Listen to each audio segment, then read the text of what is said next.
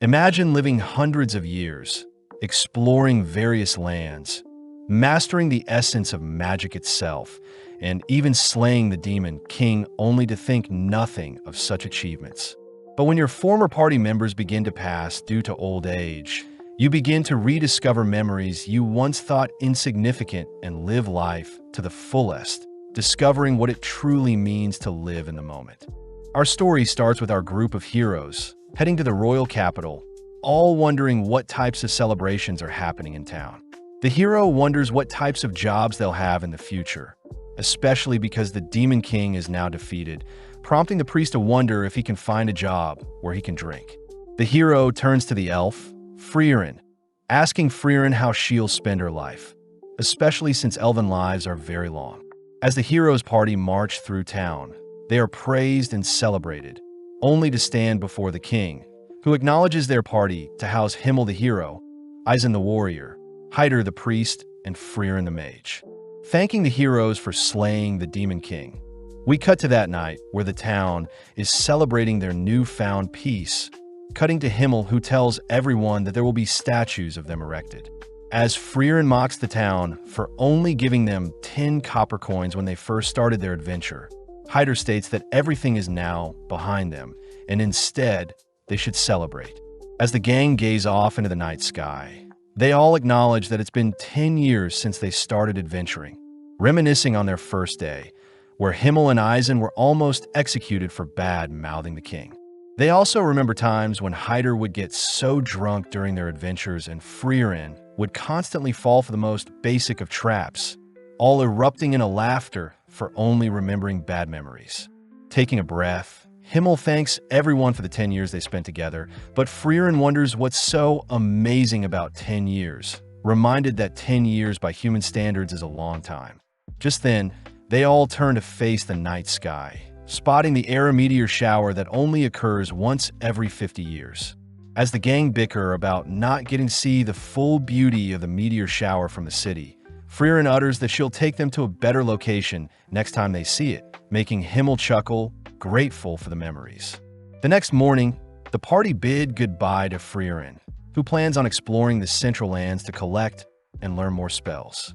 As Frieren leaves, the others wonder how old Frieren truly is, cutting to several years later when Frieren has explored different locations, learned many new things, and has achieved many new goals. When Frieren visits a shopkeeper asking for a shadow dragon's horn, the shopkeeper states that shadow dragons haven't been alive for around 20 to 30 years, disappointing as Frieren needs a shadow dragon horn for her experiments. Frieren remembers that Himmel collected a shadow dragon horn in the Demon King castle, reasoning that she'll visit to watch the meteor shower with everyone whilst also collecting the shadow dragon horn.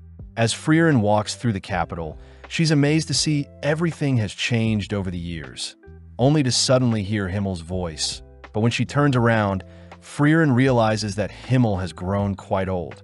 Himmel states that it's been 50 years, both sitting down, only for Frieren to ask about the dragon horn. Remembering the memories from collecting the horn, Himmel happily gives Frieren the horn, telling Frieren that although she doesn't treasure the dragon's horn as much, Himmel himself never forgot the time spent collecting the horn. As Frieren heads outside to deliver the horn, she wonders what's the big deal about a lousy dragon's horn, only to head inside, asking Himmel to head out for the meteor shower. As they leave town, Frieren greets Eisen and Heider, who are amazed to see Frieren hasn't aged one bit, but Frieren is still against Heider patting her head. Frieren praises Eisen for seeming the same since they last met, something they all know is due to Eisen's dwarf heritage. As they begin to head off, Frieren tells them that the spot she picked out takes a week to travel to, but seeing as this is like the old days, they all gladly follow Frieren. As the gang tells stories over campfire and battle monsters like the old days, they all eventually make it to a lake, where Himmel thanks Frieren for their final adventure together, completely captivated by their final meteor shower together. With some more time passing, Himmel finally passes away, prompting Frieren and the others to attend Himmel's funeral, but Frieren is scolded for not showing any emotions, making her wonder what this strange feeling that is bubbling up inside her. As the day proceeds, Frieren begins reminiscing on her time with Himmel, all whilst watching his casket be buried, only to break down crying, regretting not spending more time to get to know Himmel better. A few days afterwards, Hyder reveals that he'll be heading back to the Holy City, getting one last look at Frieren as Hyder states he'll probably pass away soon due to all the drinking. As Hyder bids Einsam and Frieren farewell, Frieren reveals that she will be starting her new exploration into humans, asking Einsam to accompany her on her new journey. But Einsam reveals that he too has grown old, asking Frieren to not look so sad. Seeing as there is nothing left, Frieren bids Einsam farewell, both heading in the opposite directions, only to cut to 20 years after Himmel's passing, where Frieren is lost in the forest outside the Holy City. Just then a young girl appears, asking if Frieren is lost, but when Frieren asks to know where Hyder lives, the young girl takes Frieren to Hyder's home.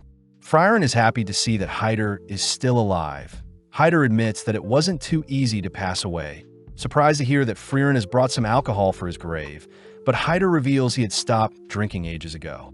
Seeing the adorable girl serve herself and Hyder some tea, Frieren learns the girl's name is Fern, a war orphan from the southern lands. Frieren finds it unusual for Hyder to adopt Himmel's kindness, but Hyder is more curious as to why Frieren is visiting him. Pleased to hear that Frieren just so happened to be visiting whilst on her adventure to learn more about humans. Hyder asks if Frieren would be willing to take Fern as her apprentice mage, but Frieren is sternly against this, reminding Hyder how easy it is for apprentice mages to pass away during battle. Understanding of Frieren's decision, Hyder gives Frieren an ancient grimoire from the tomb of Uig the Sage, a book meant to contain lost spells for resurrection and immortality. Amazed that such a grimoire still existed, Frieren states that it'll take at least 5 to 6 years to decipher the text, but upon hearing this, Hyder utters that he is indeed quite afraid of dying, asking for Frieren to give him the slightest hope for immortality. As repayment for the grimoire, Frieren agrees to teach Fern some spells. Cutting to later that day, where Frieren had finally managed to track down Fern waiting for her on the cliff of a forest, impressed that Fern is able to conceal her mana so well. Fern states that Hyder will give Fern the title of mage if Fern manages to blast a hole in a boulder across from them, something Frieren praises Hyder for setting Fern. Out of nowhere, Fern conjures a powerful beam of magic, but the beam falls short of reaching the boulder, giving Frieren some motivation to teach Fern. Happy to hear that Fern likes magic just like herself. Taking Fern to a nearby waterfall, Frieren tells Fern that long-range magic consists of 3 key factors, these being mana capacity, strength of firing the spell, and the level of the mage itself. When Fern confirms she knows this already, Frieren states that Fern's spell falling short means Fern is lacking in mana and firing strength, something Fern will need to spend time on. Seeing Fern upset, Frieren reminds Fern that her magic control is still very high, something very unique, especially for such a young age. That night, Frieren shares a meal with Hyder and Fern, only to end the night by studying the grimoire. With several years of Frieren training Fern passing by, all three spend time together whilst Frieren continues to decipher the grimoire, but having lost track of time, Frieren reports to Hyder that Fern has grown so much in 4 years. With Hyder happy to hear that, Frieren mentions how she'll probably finish deciphering the grimoire before Fern becomes a fully fledged mage. But as Frieren turns to check on Hyder's reaction, she spots Hyder has collapsed. Frieren helps move Hyder to his bed. Hearing Hyder apologize for the trouble, coincidentally asking Frieren to not look so sad. With Frieren promising to decipher the grimoire fast, Frieren first heads out to inform Fern that Hyder has collapsed, asking Fern to halt her training to look after Hyder. Sadly, Fern states that if she stops now, she won't be able to show Hyder how strong she's gotten before Hyder passes, revealing that Hyder was the one that saved her. Flashing back, a young Fern is seen grasping onto a necklace with a picture of her family, wondering if she should take her own life. Out of nowhere, Hyder appears, advising Fern to reconsider her actions as Hyder once had a friend that had passed away. Hyder states that his friend was the epitome of justice, and Hyder had wished that his life was taken instead of his friend. But since his friend is no longer with him, Hyder states that he'll stay alive to ensure the memories of his precious friends' lives on. With the young Fern remembering the memories she had with her family, Fern in the present declares that Hyder had always feared leaving Fern all alone. Therefore, Fern states that she wants to show Hyder she can fend for herself before Hyder passes away. With Frieren understanding Fern's wishes, Frieren states that she'll allow Fern to do as she pleases, heading back to continue deciphering the grimoire. As more time passes, Fern is seen continuing to improve her mana capacity and firing strength, all whilst Frieren finishes up deciphering the grimoire, only to confront Hyder, asking if Hyder already knew the grimoire didn't contain any spells to bring back the dead nor immortality. Hyder reveals that magic for immortality doesn't exist, happy to hear that Frieren now considers for a mage, meaning Frieren can finally take Fern with her on her travels. With Frieren realizing Hyder had tricked her into training Fern, Hyder states that her reward is in the nearby drawer, requesting for Frieren to take Fern and leave by tonight as Hyder fears his time is almost up. Frieren calls out Hyder for trying to act tough, revealing that Fern has been waiting to say goodbye to Hyder, breaking down as Frieren orders Hyder to spend his remaining time with Fern. As Frieren goes on a walk, Frieren learns that Hyder had saved Fern knowing that Himmel would have done the exact same thing, leaving Hyder and Fern alone, only to confirm that Fern had managed to reach the boulder. The next day marks the death of Hyder, prompting Fern and Frieren to pour out some booze on Hyder's tombstone, only for them to head elsewhere. With 26 years passing since Himmel's death, Fern and Frieren continue to adventure together, both completing tasks in order to acquire new spells. Their most recent spell produces warm tea, whereas some previous ones involved removing rust from bronze statues and turning sweet grape sour. As the two head to their next adventure, they meet up with an old lady, only to be guided to a disheveled statue of Himmel. The lady reveals that her town was attacked by a monster years ago, but luckily Himmel had arrived and saved them, ultimately leading to a statue of Himmel being erected in his honor. When the old lady mentions how sad it is to see the statue all beat up, Frieren corrects her, stating that it's Himmel's fault for accepting a statue of himself to be made in the forest, something that reminds the lady that there was an elf accompanying Himmel at the time. Without saying any more, Frieren helps clean up the statue, pleasing the lady, but the old lady finds it sad that the scenery around the statue is too plain. Before Frieren can use a spell to grow some flowers, Frieren suddenly remembers Himmel's favorite flower, the blue moon weed. As the old lady takes them back to her home, she's surprised to hear Frieren knows about the blue moon weeds, as they used to grow in a nearby forest, but have since long died out. Seeing Fern acting weird, Frieren asks to see what Fern is hiding, discovering that Fern was trying to hide seed rats in her coat, intending on setting them free. With both girls heading out, Frieren states that they'll be heading to the nearby forest in hopes of finding some blue moon weeds, something Frieren acknowledges is for her own selfish desires. With several months of Frieren and Fern searching for the blue moon weed, the girls grow used to spending time in town with the old lady and out in the fields.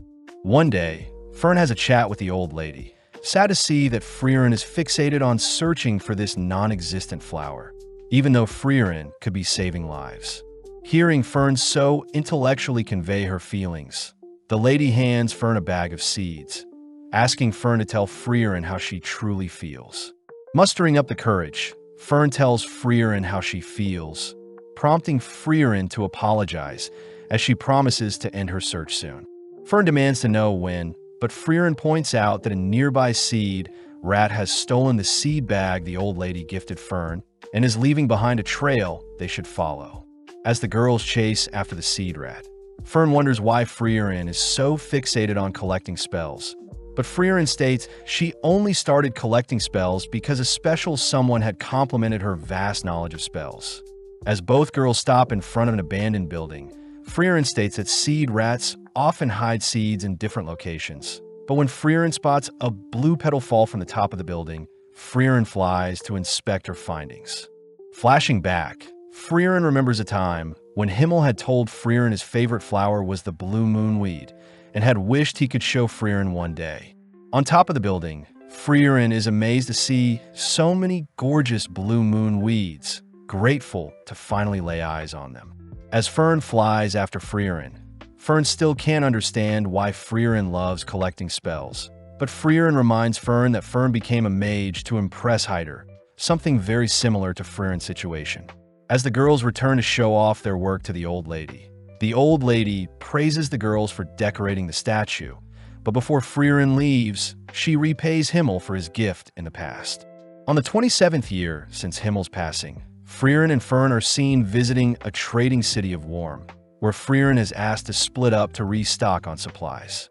When Fern calls out Frieren for making her buy everything, Fern has a bad feeling when Frieren goes off on her own to buy things, having bought a massive skull in the past, clothes dissolving potions, and even random books.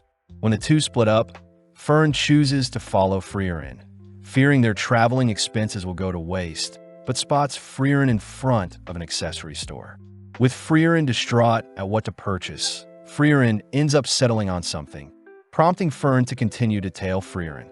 Whilst passing through some alleys, Fern wonders if she should leave Frieren be, but when she overhears that Frieren is planning on buying some desserts, Fern gets jealous, having not had any desserts in months. Following Frieren into a smoky tavern, Fern gets worried that Frieren is lost, spotting Frieren speaking with some scary-looking men.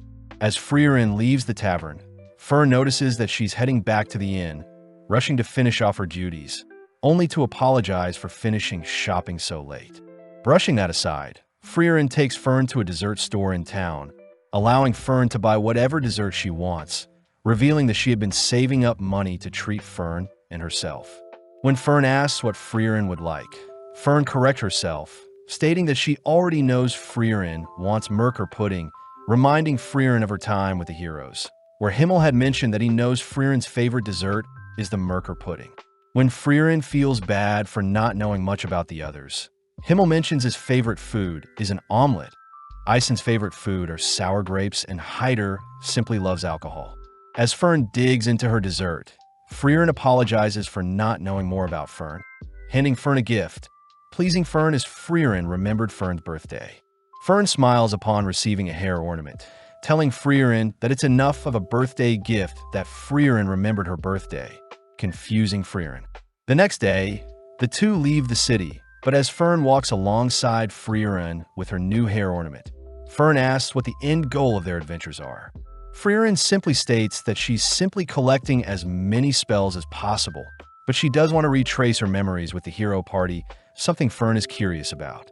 When Fern walks beside Frieren, Frieren realizes that Fern is now 16 and taller than her, but gets jealous at how Fern has already outgrown her in other areas. In the Forest of Grobe, Frieren is seen testing out Fern's defensive spells, pointing out how the gaps in Fern's barrier will be her downfall. When Frieren fires multiple projectiles, Fern manages to block with a simple barrier around her body, but ultimately runs out of mana. As the two continue through the forest, Frieren reminds Fern that defensive magic is powerful, but it depletes mana very fast. Therefore, it's best to only cast barriers at the points of impact. As they both cross a river, Fern states that she simply needs to master a single defensive spell, but Frieren scolds her for not reading the book she gave her, as magic theory is just as important as practical applications. Finally arriving at a village, Fern wonders what spells Frieren intends to collect at the village, but Frieren states that she's here for other reasons. Upon approaching some villagers, a village elder immediately recognizes Frieren's white elven hair, leading Frieren to where Quall was sealed. Along the way, Frieren tells Fern that Quall is the elder sage of corruption, a demon that terrorized people for 80 years, up until Himmel and his party sealed him. When Frieren wonders how the elder knew who she was, the elder reveals that Himmel would always visit up until his passing, and spoke highly of Frieren, stating that she would take over and watch the seal when Himmel himself was gone. Upon arriving at Quall's seal, Frieren confirms that the seal is indeed weakening, so Frieren will break the seal and defeat Quall the next day. With Fern and Frieren staying the night, Fern deduces that Frieren was the one that sealed Quall, wondering why the heroes chose to seal it over slaying it. Frieren reveals that their party were unable to defeat the demon, as Quall was a powerful mage, having invented the Zoltrak piercing spell, first of its kind that could pierce any sort of defense and destroy the target's body. Legend says that 40% of adventurers and 70% of mages were defeated by that single spell.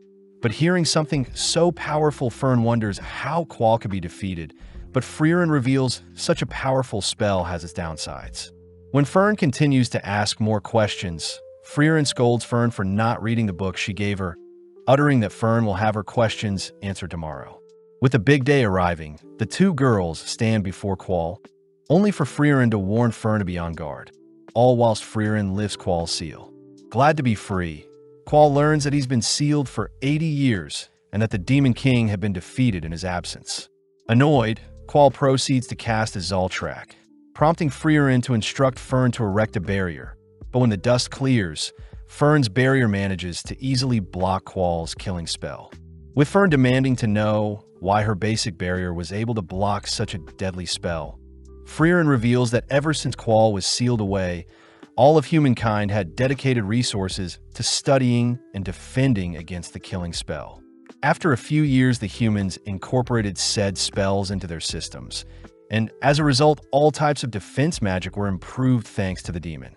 Amazed at what the humans were able to develop in the 80 years that he was sealed, Quall immediately begins analyzing Fern's barrier, noting how the barrier changes depending on the type of offensive magic, meaning the spell consumes a huge amount of mana.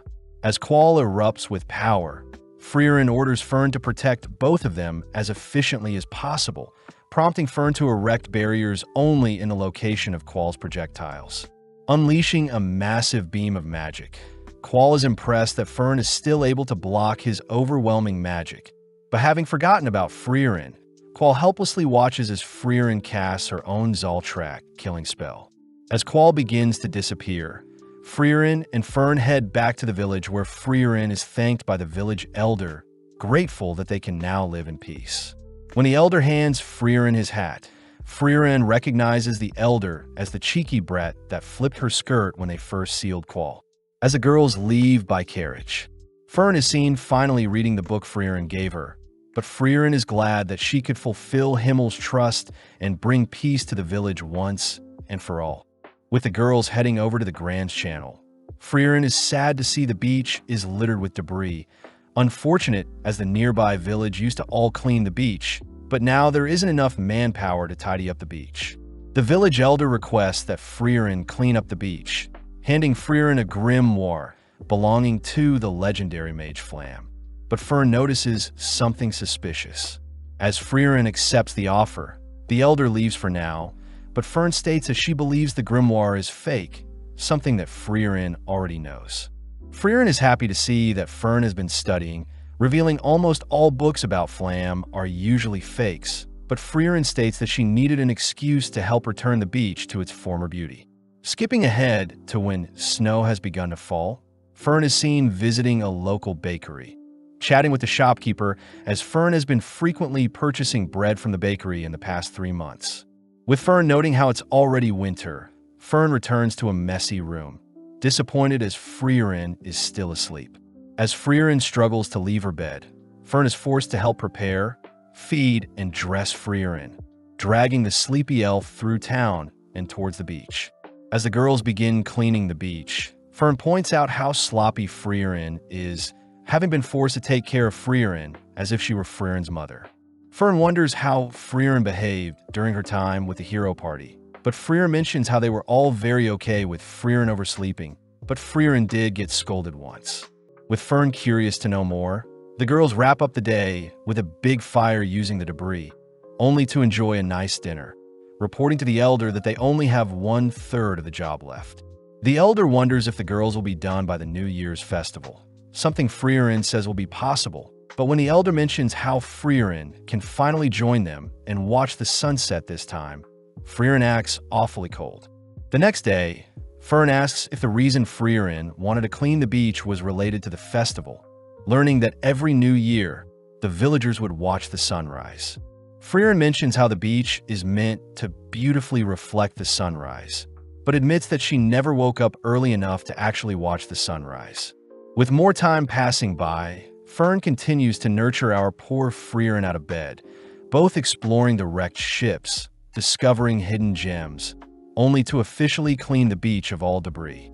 Completely mesmerized by the beach's beauty, the elder asks if Frieren will be joining them for the sunrise this year, shocking Fern when Frieren agrees to wake up early to see the sunrise. Fern wonders if Frieren will be able to wake up in time for the sunrise, but Frieren states that she'll simply stay up all night and that she wants to see what's so amazing about this sunrise. As Frieren stays up that night, she thinks about a time when Himmel had scolded Frieren for sleeping in and missed the New Year's sunrise in the same village. Confused as to why a mere sunrise would cause Himmel to be so upset they didn't get to see it together. Sadly, during the morning, Fern realized that Frieren is fast asleep, forced to drag Frieren out of bed, fearing that they'll miss the sunset. With both girls staring out into the horizon, Frieren notes how there is nothing special about the sunrise, but upon seeing that Fern is mesmerized by the sunrise's beauty, Frieren admits that Himmel was right, as she's enjoying the sunrise with Fern. Flashing back, we see Frieren and the hero party visiting the graves of Eisen's family, learning that his village was attacked by demons. Hyder chooses to kneel before the graves, praying for their souls to go to heaven. But Eisen mentions how he doesn't believe in the afterlife, prompting Frieren to reveal that thousands of years ago, everyone believed there was no afterlife. But since magic can't observe where souls go, it's hard to define what is truth and what isn't. Hyder states that since there is no actual proof for either side, Hyder likes to think there is a heaven. That way the people that are doing good for the world can at least pass believing that their life was worth it. With the hero party joining Hyder in praying for Eisen's family, we cut to the present where Eisen is once again praying for his family, currently located in the Brett region. Out of nowhere, Frieren calls out to Eisen, weird as they haven't spoken to each other ever since Himmel passed away 30 years ago. As they all sit down for some tea, Eisen is shocked to see Frieren has an apprentice, but Frieren asks if Eisen needs help with anything.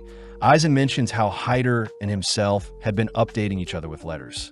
Heading out, they all head to Volume 50 Basin, a location Frieren recognizes, learning that Eisen intends to search for notes from Flamme, the legendary mage. When Frieren reminds Eisen that most records on Flamme are fake, Eisen reveals that Hyder had figured out the general location of Flamme's true notes, based on records from the Holy City. With Frieren convinced, they all agree to start looking for a massive tree. But upon seeing Fern disappointed, Frieren states that they should hurry, surprising Eisen as Frieren never cared for anyone else's time. With the gang beginning to search the entire forest, they spend the night eating and sleeping in the forest, only to search across the sea and in the skies. One day, Fern states that she has found a massive tree near some ruins, all beginning to head towards the tree. But Frieren uses the opportunity to ask Eisen why he's searching for Flamme's notes. Eisen reveals that on the day of Himmel's death, Eisen had seen how regretful Frieren felt for not using more time to get to know Himmel, revealing that the notes left behind were said to allow contact with the dead. When Frieren states that she doesn't believe in such nonsense, Eisen states that it's better to know for sure.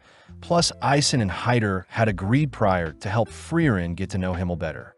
Having made it to the massive tree, Fern states that there is a powerful barrier surrounding the tree.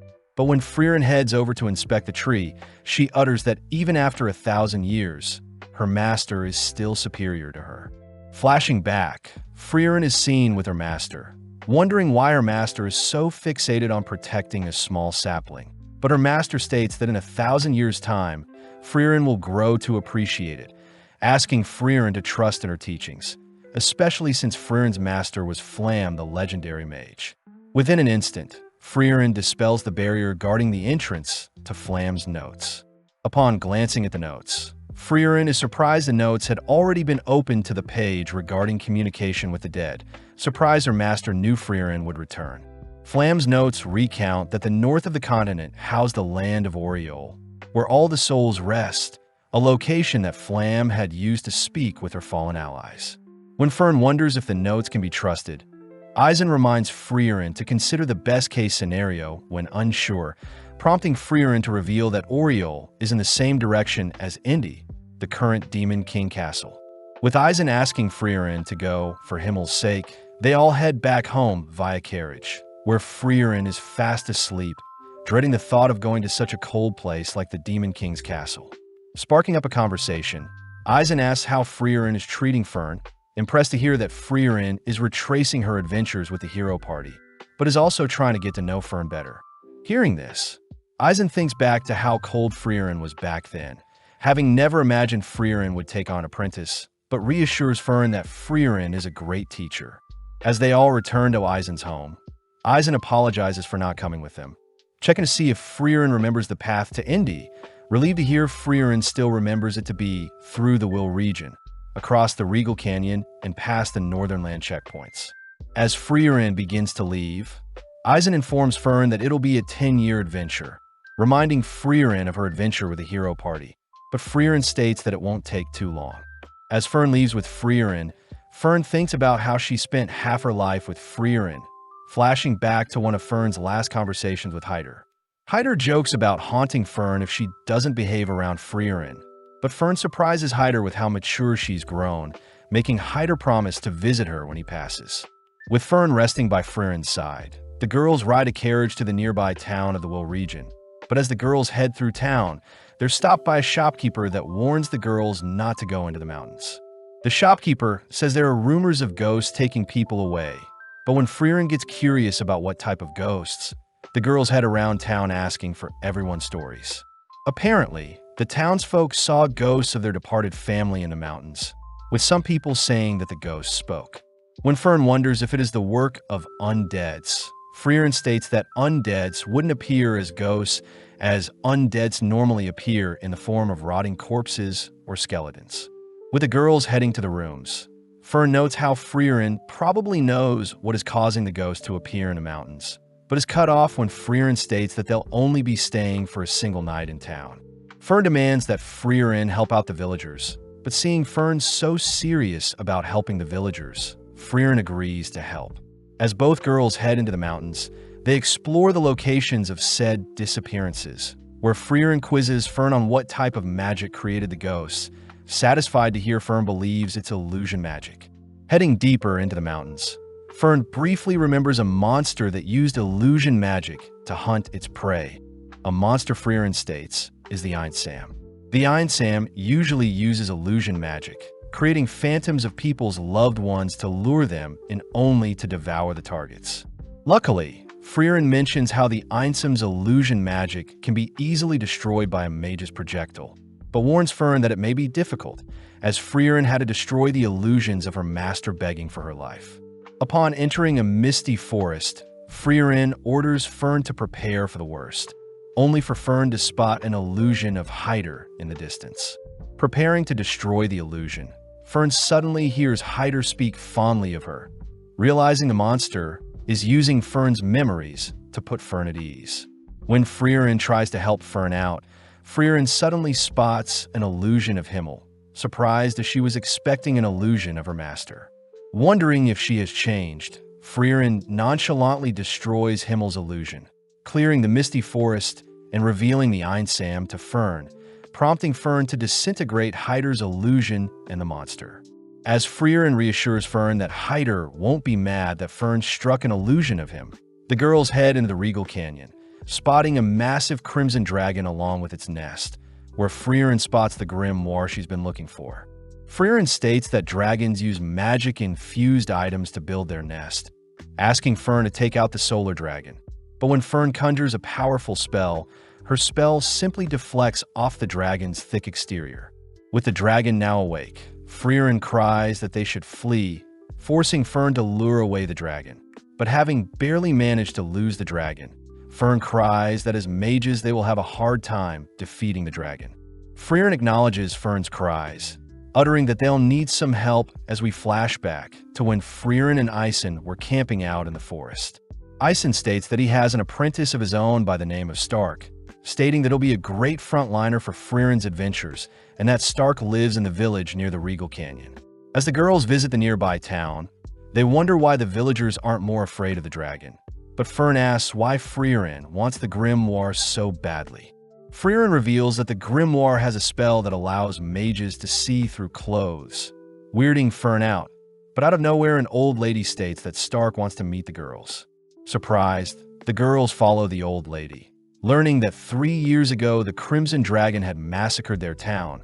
But luckily Stark had arrived, scaring the dragon away, and ever since has been protecting their town.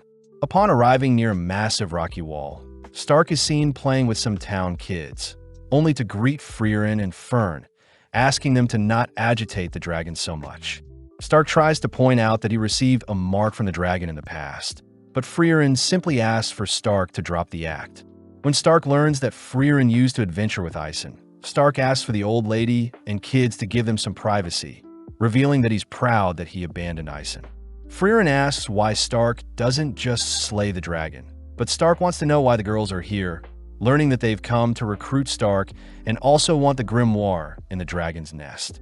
Stark gets confused as to why Frieren wants the grimoire so badly, but doesn't mind joining Frieren's party, but reveals that he has had trouble defeating the dragon, asking for Frieren's help. Frieren states that they can defeat the dragon together if Stark distracts the dragon for 30 seconds. But upon seeing Stark refuse such an offer, Frieren deduces that Stark has never fought a monster before. Stark breaks down, begging for Frieren's help, admitting that when he first confronted the dragon, he was so scared seeing the beast, but strangely after a while the dragon flew away, and Stark was praised by the villagers.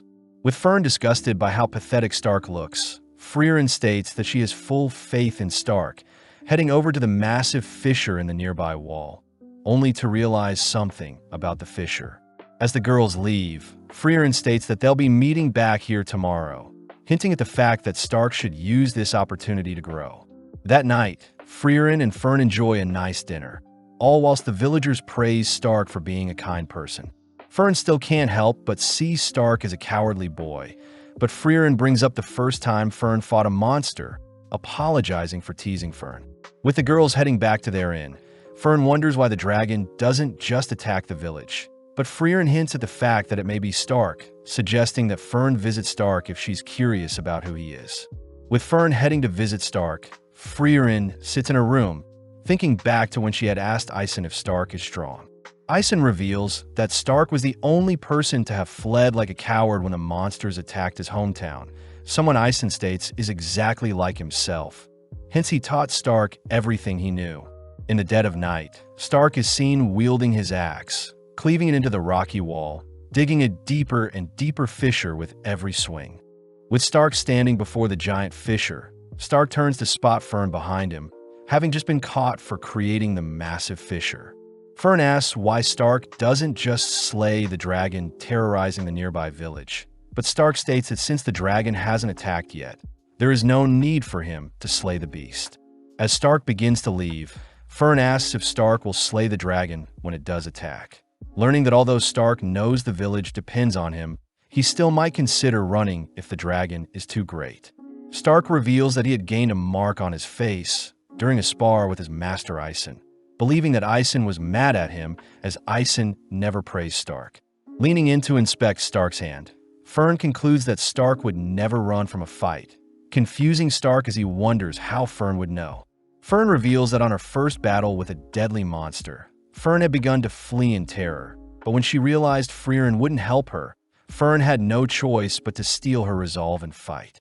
Fern states that although Stark is a coward, she believes Stark will rise to the challenge to protect the village when the time comes, something that makes Stark think about Einsam. Fern is seen reporting her chat with Stark to Frieren, but when Frieren heads to the fissure to look for Stark the next day, she's disappointed to see that Stark has fled the scene. When Frieren states that they'll be slaying the dragon instead, Fern refuses to leave the safety of a nearby tree, but out of nowhere Stark appears, asking if he only needs to distract the dragon for 30 seconds. Stark states that if he were to pass away during the battle, Stark asks for Frieren to guarantee the dragon is slayed, confusing Frieren as to why Stark is willing to give his life for the safety of the village. Stark reminds Frieren that he lived in the village for 3 years, cutting to later that day where the three are now standing before the red dragon, prompting Frieren to tease Stark for shaking out of fear. Frieren reveals that Einsam showed the same fear before a great fight, as Einsam would embrace the fear, something Frieren sees in Stark. Hearing that his master also would fear his battles, Stark marches into the range of the dragon, But Frieren notes that the dragon is being cautious as to not attack due to the enemy it's facing. As the dragon unleashes its fiery breath, Stark begins making his way towards the dragon, ducking and weaving until he's able to close the distance between himself and the beast. Flashing back, Frieren asks why Einsam had hit Stark during their last spar, but Einsam reveals that he feels terrible for hitting his student. But in the moment, Einsam had sensed immense power from Stark, a power that caused Einsam himself to shake.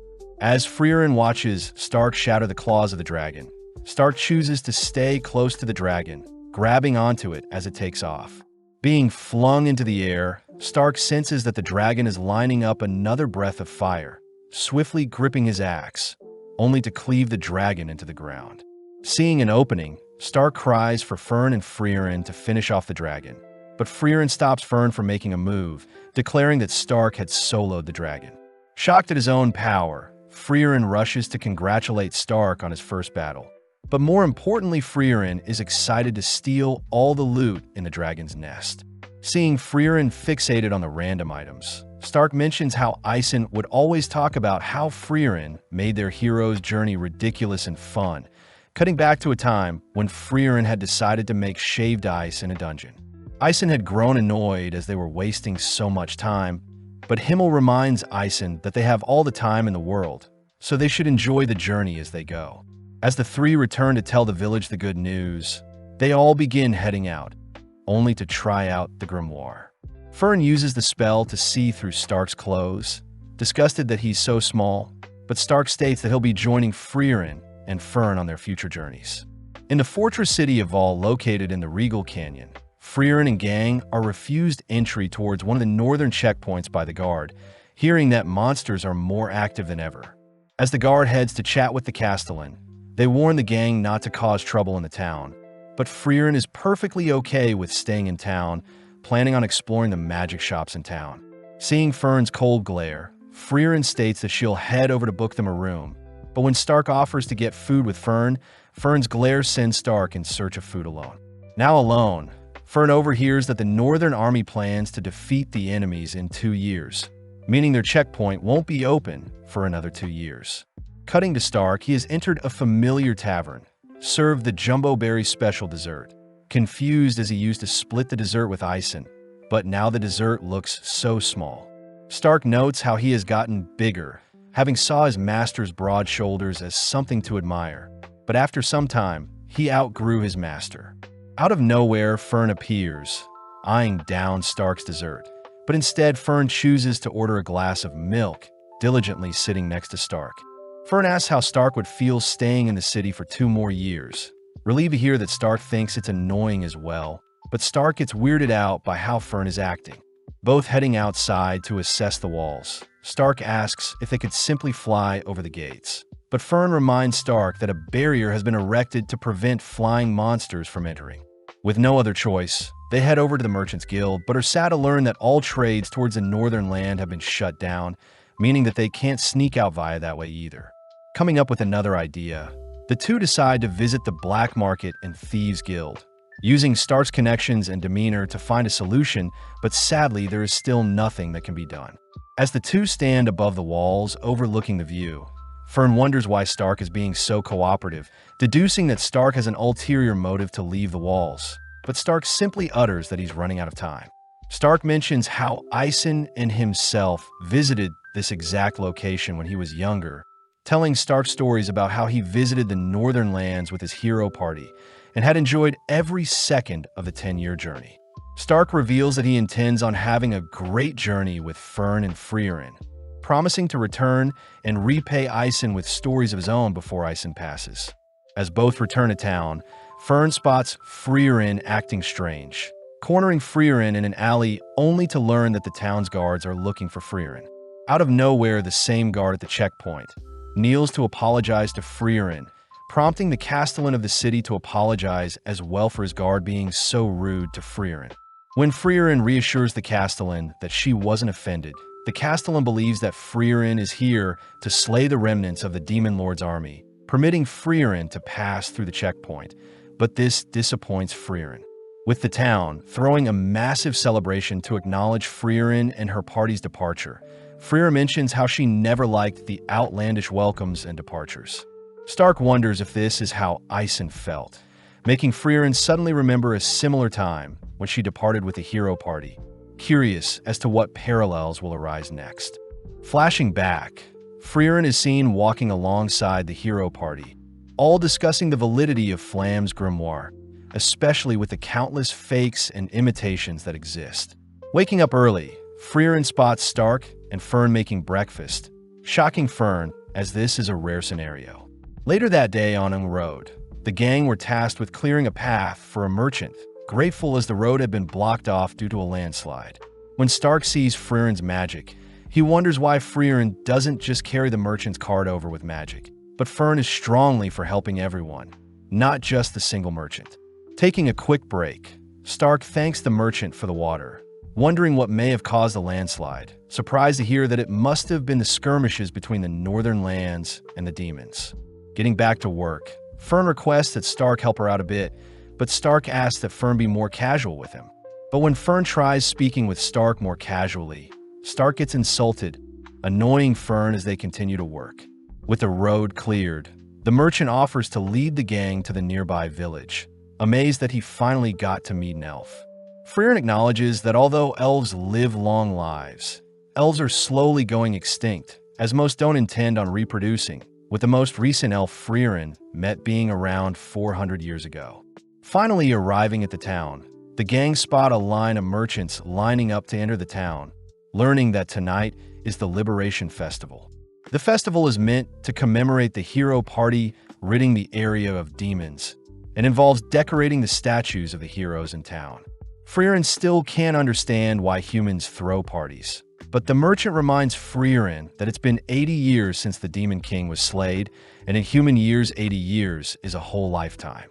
Flashing back, Frieren remembers a time when Himmel had requested that their statues be placed through various towns, annoying Frieren as she believed Himmel simply wanted to show off. But Himmel reveals that the statues are meant to remind Frieren of their adventures together as the hero party. That night, the gang stand among the crowd, watching as the hero party is celebrated, but the merchant does note how Frieren looks very similar to the elf statue. The next morning, they continue their journey, heading to the Kraft's domain, where they notice an abundance of guards surveying the town. When Frieren wonders who should do the shopping, Frieren suddenly freezes, equipping her staff, only to state that she senses demons approaching. When some demons turn the nearby corner, they spot Frieren charging up a spell, but luckily a nearby knight tackles and stops Frieren from firing the spell. Approaching Frieren, the demon asks if Kraft had hired Frieren to attack him, but Kraft states that he's not foolish enough to attack Lord Lugner out in the open, especially since Lugner is her seeking peace. Kneeling down, Lugner states that he senses Frieren's bloodlust-filled glare, shaming Frieren for looking at him as if he were a wild beast. Frieren fires back, stating that Lugner is simply using human speech to blend in and manipulate the humans. But having heard enough, Frieren is dragged away to be locked up. With Stark and Fern shocked at what just happened, they choose to visit Frieren, who is locked up in the dungeon under the mansion. Frieren states that she'll only be locked up for a measly 2 to 3 years, but Fern scolds Frieren for always wanting to waste time. Frieren asks who the peace envoy demons are, learning that the envoys are linked to Aura, the guillotine, one of the 7 sages of destruction who served the Demon King. Apparently, 28 years ago, Aura had regained her strength and had been fighting with the domain of Kraft.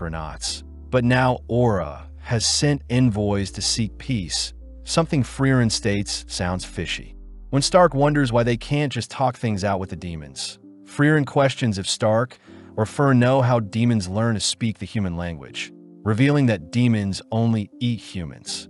During her time with the hero party, Himmel and Frieren were forced to hunt down a child demon, having supposedly devoured the child of a human couple. But when Himmel went to slay the creature, Himmel hesitated since the demon behaved just like a child. When Frieren offered to shoulder the burden, the town's chief had ordered everyone to spare the demon, giving it a second chance. But that was something Frieren had advised everyone against doing. With days passing, The chief had given the demon girl a place to stay along with food to eat, but Frieren kept a close eye on her, all whilst the chief and her daughter considered the demon girl as one of their own.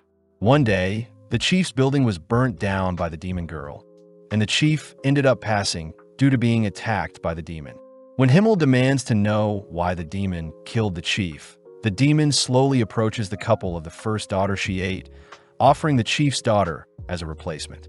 Sensing that the humans hate her, the demon girl takes the chief's daughter as hostage, but Himmel easily recaptures the chief's daughter, permitting Frieren to slay the demon. When Frieren fires an incineration spell at the demon, Frieren states that demons don't have a sense of family, forced to live and roam alone since birth. But on that day, Frieren learned that the demon girl had intentionally manipulated everyone, knowing that she would get to live a little longer. Frieren states that Flamme described monsters that can speak as demons, as they imitate human speech to lure other humans in, something Stark and Fern find disturbing. As Stark and Fern leave, we cut to Lugner, sitting in the mansion and waiting for a meeting with Kraft.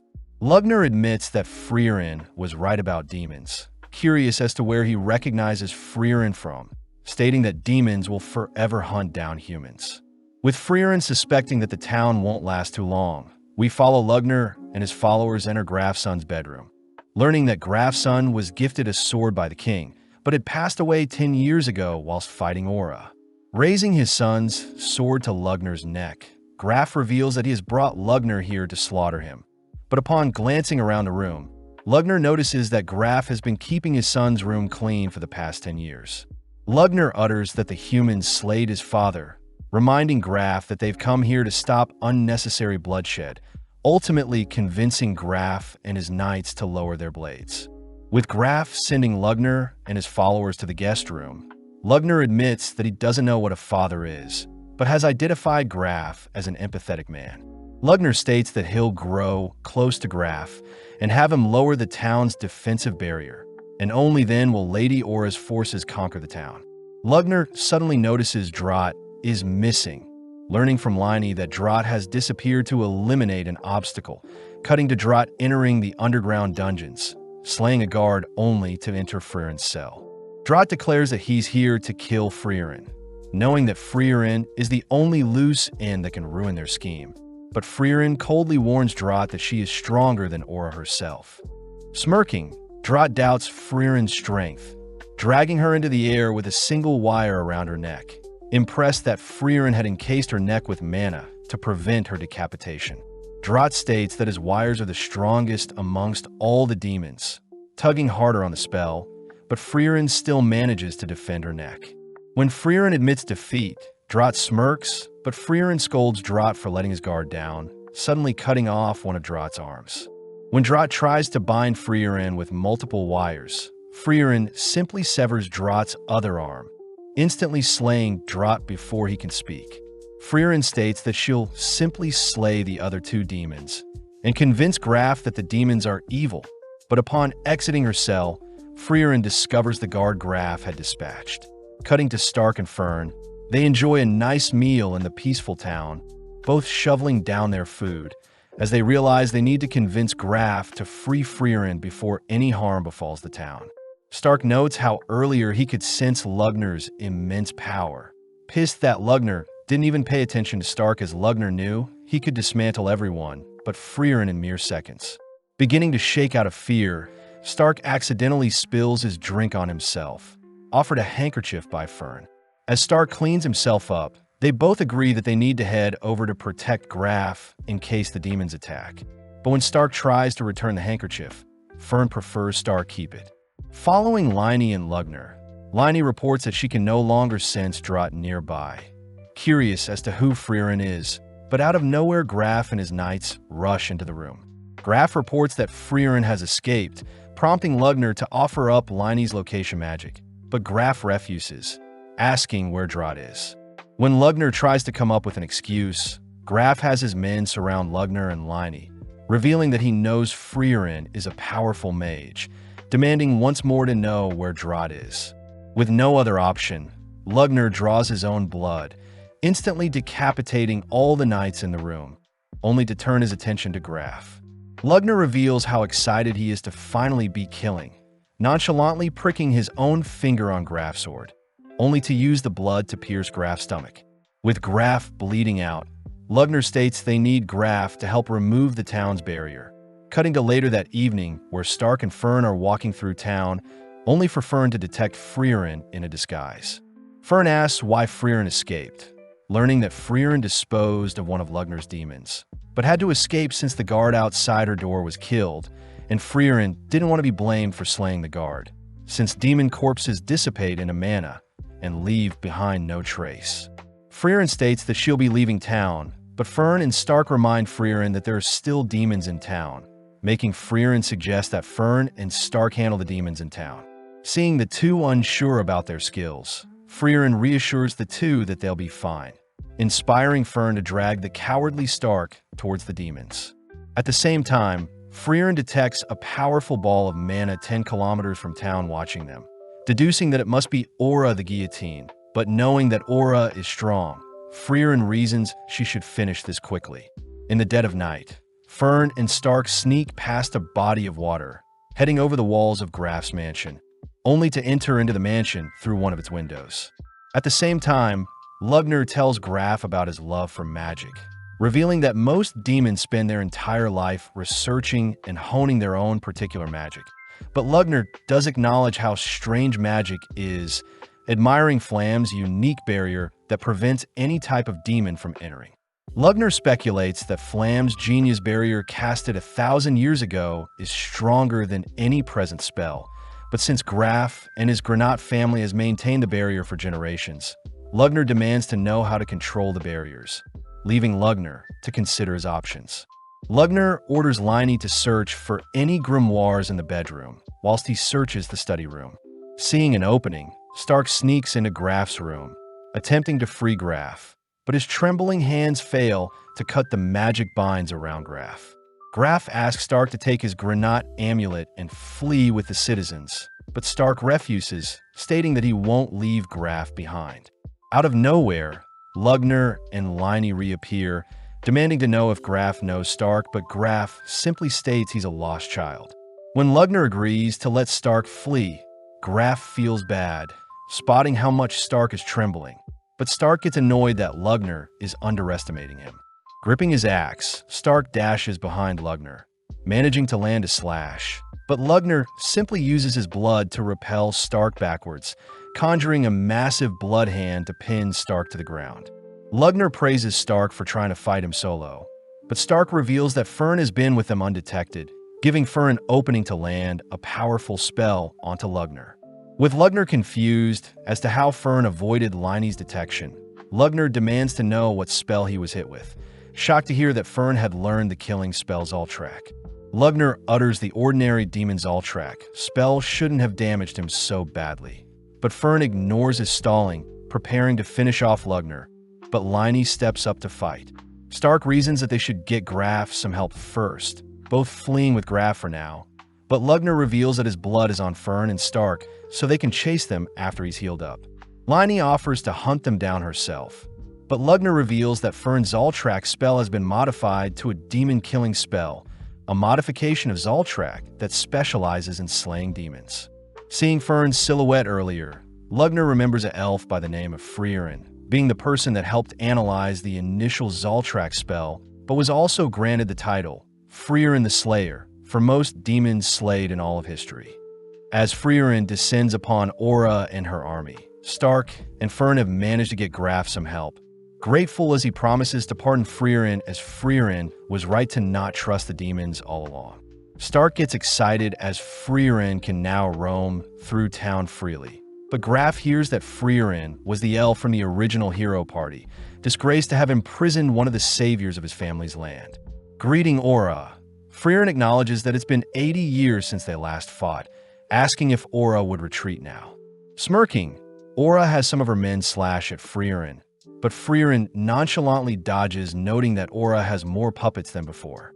Frieren knows how only powerful demons with enough magic can control an army, but Frieren does despise how disgusting Aura's magic is, recognizing some of the suits of armor being controlled, declaring that she'll kill Aura once and for all. As Aura takes out her scale of obedience, we cut to Kraft explaining the reason why Aura is one of the 7 sages of destruction, revealing that her scale allows Aura to weigh her soul's mana capacity with another, and the soul with the greater mana capacity gains control of the other for eternity.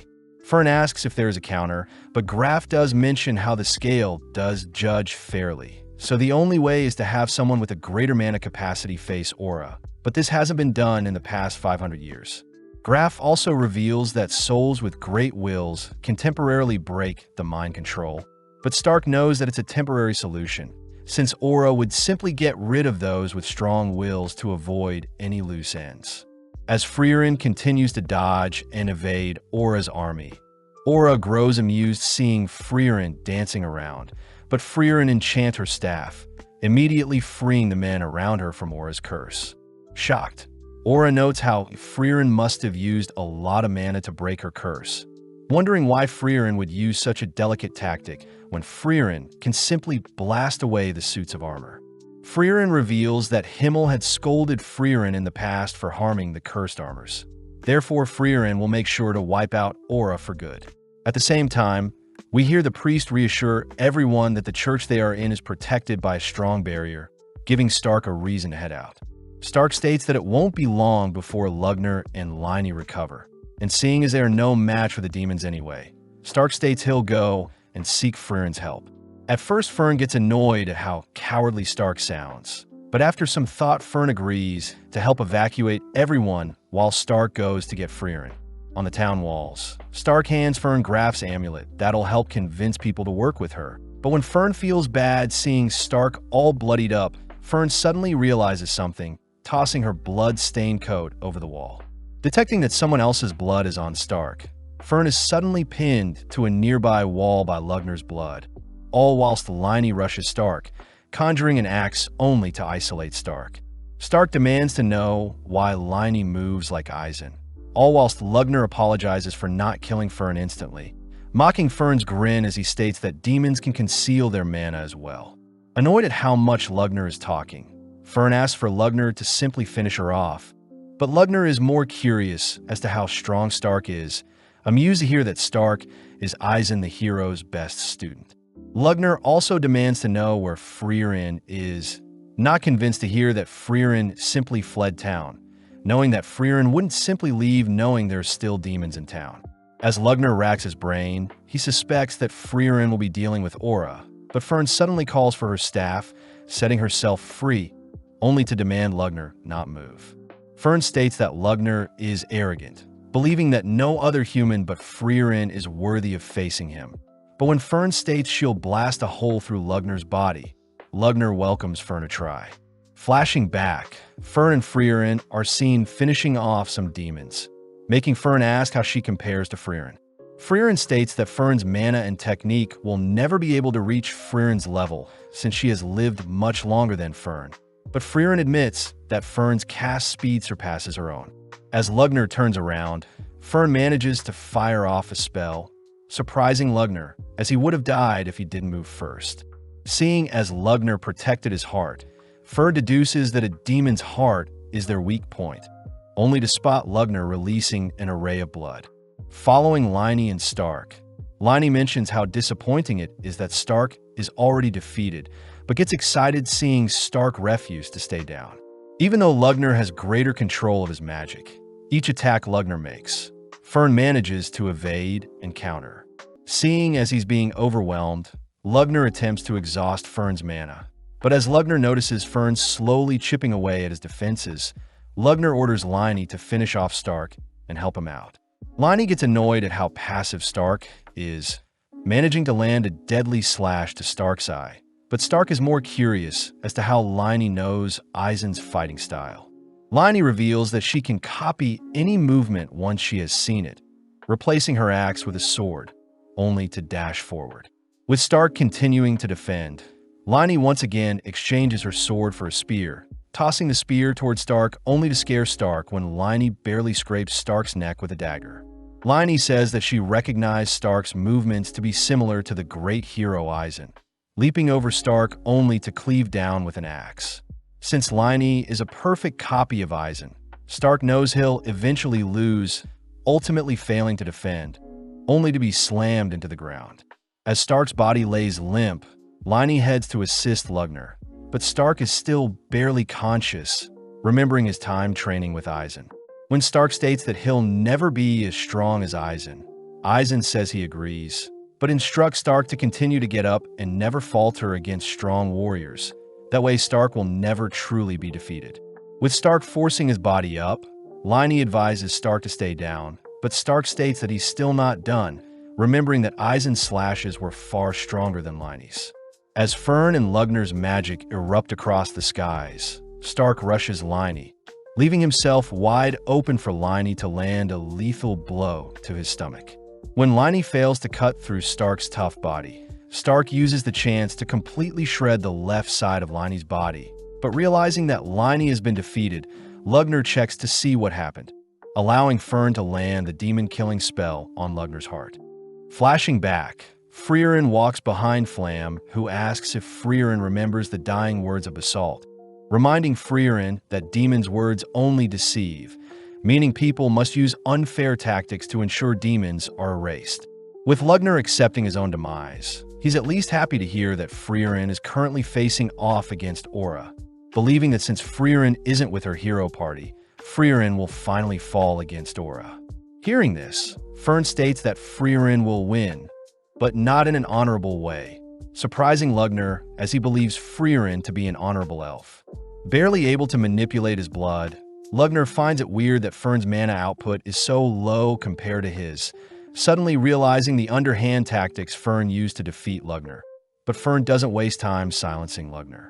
Cutting back, we see Flamme stumble upon a ruined village, saddened to see that demons had raided the village and all that's left is Basalt the Throned Shell, a once leader in the Demon King army.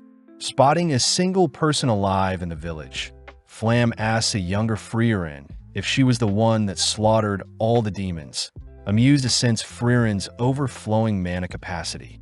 Flamme scolds Frieren for facing the demons head-on, reminding Frieren that she should fight with surprise attacks. But before Flamme can leave, Frieren states that Flamme and herself are pretty alike, able to sense that Flamme has an even greater mana pool than herself. Impressed, Flamme begins carrying Frieren on her back, declaring that Frieren will be her apprentice moving forward, but Frieren refuses. Flamme reminds Frieren that she'll probably die if she's left alone, suddenly sensing that they're being followed by even greater demons than Basalt. Flamme notes how the demons concealed their mana, preparing for a sneak attack, but upon realizing that Frieren and Flamme were mages, they chose to pridefully reveal themselves. The demons order Flamme to leave the elf behind, but seeing as she has no reason to refuse, Flamme sets Frieren down, but reminds Frieren that the demons are very cocky and proud. In an instant, Flamme lets out an explosion, completely wiping away the demons, shocking Frieren as Flamme had concealed her true mana output, only to surprise and slay the demons with her true power. Flamme admits that the tactic is quite frowned upon, but taking Frieren home, Flamme is happy to see that Frieren is recovering quite quickly. Heading through a forest, Flamme and Frieren both reveal that they despise demons, having both lost their loved ones to demons, but they also both love magic. Flamme suggests that only the two of them should become cowards when it comes to magic, instructing Frieren to first cut down her mana output to only 1/10, impressing Flamme to see Frieren learn very fast. Flamme says that they'll go over the basics first, instructing Frieren to continue to mislead demons for the rest of her life. But as we cut back to Aura, she realizes that Lugner and Liney have been dispatched. Frieren utters that Aura has failed her mission, prompting Aura to settle for taking Frieren's life, unveiling her scale of obedience as Aura knows Frieren has drastically depleted her mana during battle. Frieren knows the scale will force the person with a lower mana capacity to bend to the will of the greater mana holder, commending Aura for exuding an overwhelming mana pool, having lived and trained for 500 years. Frieren does admit that it appears that Aura has the greater mana pool, but mentions how demons are incapable of suppressing their mana pool, flashing back to when Frieren had asked Flamme why that is so. Flamme states that demons are quite simple creatures, just like how humans use wealth to show status. Demons use their mana output to show dominance over other demons. Flamme does note how demons will temporarily conceal their mana to hide their intentions. But during battle, demons have no reason but to flaunt their overwhelming mana, something Frieren hears she can use against the demons. Having been 3 years since they met, Flamme is happy to see that Frieren had easily been able to conceal her magic consistently. But in a blink of an eye, another 50 years pass by. Having a private chat with Frieren, Flamme is happy to have taught Frieren all she knows, wondering if one day Frieren may be able to slay the Demon King himself. Taking the chance, Flamme asks that Frieren plant flowers around her grave, revealing it to be the spell her parents taught her and is the reason Flamme loves magic. With Frieren asking to learn the spell, Flamme advises that Frieren remain hidden until she defeats the Demon King, prompting Frieren to uphold her promises when Flamme passes away. Now alone, Frieren explores the continent, continuing to train her mana and live in secrecy, all whilst a nearby town fully develops. One day, Himmel, Eisen, and Heider visit the nearby woods, running into Frieren, having heard that Frieren is a wise elf, but Frieren reassures the party that she is nothing special. Asking the party to leave, Frieren hears that Himmel suspects Frieren is far stronger than she is letting on, giving Frieren enough reason to begin adventuring with her new hero party. Having activated her scale, a dense ball of mana for both Frieren and Aura appear, prompting Frieren to ask if Aura is truly confident she'll win. Smirking, Aura recounts how Frieren had only made a name for herself 80 years ago alongside the hero party, scoffing at Frieren's shameful mana output as it has remained the same since they last met. With Aura's mana ultimately tipping the scale in her favor, Aura prepares to sever Frieren's head, but strangely, the scale begins to tip in Frieren's favor. Frieren takes the chance to point out how simple-minded Aura is, revealing that she had been concealing her mana all this time, shocking Aura as she calls Frieren's bluff. Frieren praises her master Flamme for teaching her such a tactic, scaring Aura, as although Aura has lived for 500 years, Frieren has lived for over 1,000, finally unleashing her true monstrous mana output. Horrified to have been deceived, Aura ultimately is forced to yield to Frieren's commands, ordered to take her own life as Frieren leaves the scene. Returning by sunrise, Frieren prays for the fallen soldiers who are finally free from their eternal curse. Meeting up with Fern and Stark, happy to report that Frieren has been excused of all crimes. As Kraft thanks Frieren for preserving the bodies of the past heroes, Frieren explains that Himmel had instructed Frieren to treat the dead with respect, but Frieren also congratulates Fern and Stark for successfully defeating powerful demons. Kraft asks for a burial for all the fallen, only to spot a familiar-looking pendant, grateful to Frieren for preserving what was left of his son. As a reward, Kraft agrees to give Frieren with anything of her choosing, surprised to hear that Frieren simply wants the grimoire Flamme, the mage left behind detailing the town's barrier. Luckily, both Frieren and Kraft agree that the grimoire is a fake, but Frieren could care less, prompting Kraft to ask that Frieren be more casual around him. Frieren says she prefers not to, as in the past Himmel and Eisen were almost executed for speaking rudely to royalty. But this reminds Stark that Kraft had threatened to execute him for speaking casually earlier, comedically fainting at the sight of a lumberjack appearing in the room. Luckily, Kraft reassures everyone that he doesn't take offense to being addressed casually, reminding Frieren and her party that the town knows of their heroic feats and wants to celebrate their accomplishments. With Fern levitating Stark's unconscious body through town, the gang end up spending some time in town, rewarded and praised for their accomplishments, only to attend an official funeral for the fallen. Having spent enough time in town, Frieren and her party begin heading out, escorted by Kraft himself, warning Frieren that their next destination with the Northern Plateau is quite dangerous.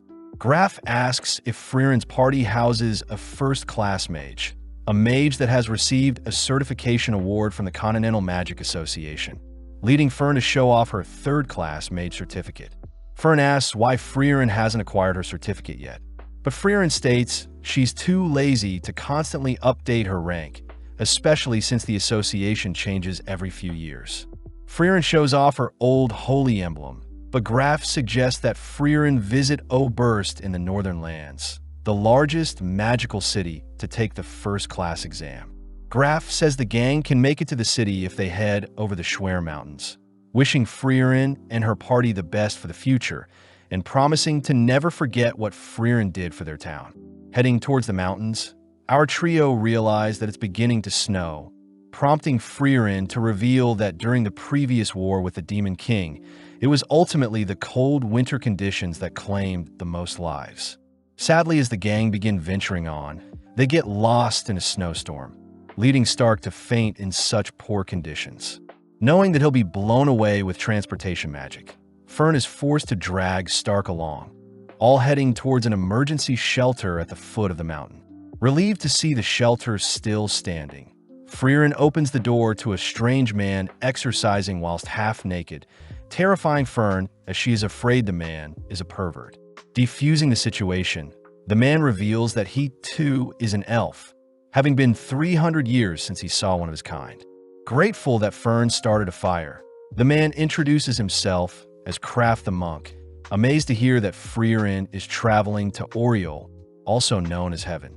Just then, Fern states that Stark's body is getting colder, cutting to Stark's perspective where he's dreaming of a massive jumbo berry dessert, only to awaken to see Kraft sharing a bed with him. Terrified at first, Stark suddenly realizes how refined Kraft's body is, having never heard of Kraft before, but it's apparent that Kraft is quite skilled. Asking Stark to remain in the shelter, Kraft, Frieren, and Fern head out to retrieve Kraft's frozen supplies, grateful to have mages to help unfreeze his frozen carriage. Kraft takes the chance to learn more about Frieren, impressed to hear Frieren used to be in the hero party, but Frieren refuses to reveal any more about her past. Forced to wait out the storm, the four end up sharing meals and spending time together, cutting to 6 months later where the blistering cold winds have finally died down. Kraft is seen carving a pendant for Fern, happy to hear that Fern is religious as well. Frieren asks why Kraft believes the world has a god, especially since the god of creation hasn't shown herself ever, but Kraft says he used to be a non-believer as well. Sadly, when all the people that once knew Kraft had passed away, Kraft had left his faith in the hands of God, reminding Frieren that once someone passes away, their legacy will be sealed. Therefore, Kraft asks that Frieren open up about her past. That way he can pray for her if she ever disappears.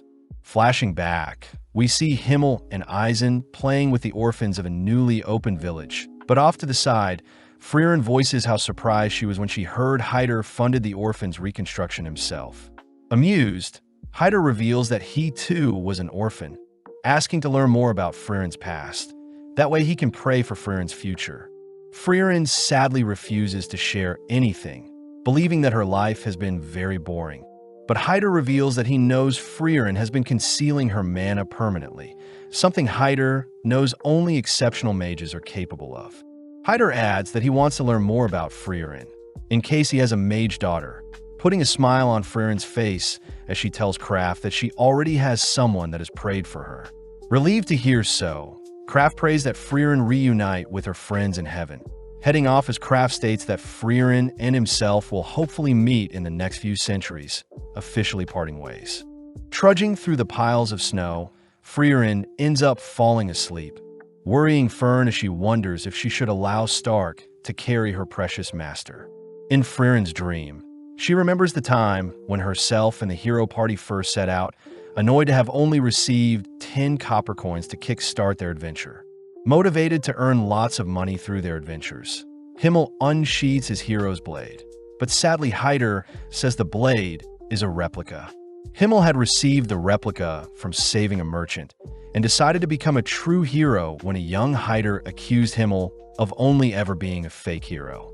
With Himmel declaring that he'll one day acquire the real hero's sword, Frieren suddenly awakens from her dream, instructing Fern to head north towards a nearby village. Seeing as Frieren is still unable to walk, Fern soldiers on with Frieren on her back, refusing to allow Stark to carry Frieren. Seeing as the storm has died down, the gang arrive at the nearby village of the sword, greeted by the 49th village head, someone that is younger than expected. The chief mentions how unfortunate that a nearby cabin was destroyed, most likely due to the lord of the cabin. But Stark recognizes the village as the location that used to protect the hero's sword. Stark remembers that there was a sword that remained in a stone for centuries, up until Himmel himself drew the sword, a blade that would only accept a true hero. Heading to warm up in a nearby cabin, the chief cries that Frieren was meant to check on them every 50 years, but Frieren reasons that a checkup every 80 years would be fine as well. Seeing as the town is in dire need of monster extermination, the gang head out the next day, slaying some nearby snow beasts. Fern wonders why the village didn't hire any adventurers to help with the extermination, but Frieren utters that it's due to Himmel being the hero, prompting Stark to leap onto a pack of monsters gathered at the front of the cave, shocked to discover what is inside. Before Stark can ask Frieren about what is in the cave, the Lord appears from the snow, squashing Stark, but Frieren realizes that the Lord has gotten weaker over the years. Before the Lord can attack Frieren, Stark appears, severing one of the creature's arms, prompting Fern to cast a barrier to protect Frieren from the creature's second claw. Pleased by her students' attacks, Frieren decimates the Lord with one single spell, fulfilling her duties.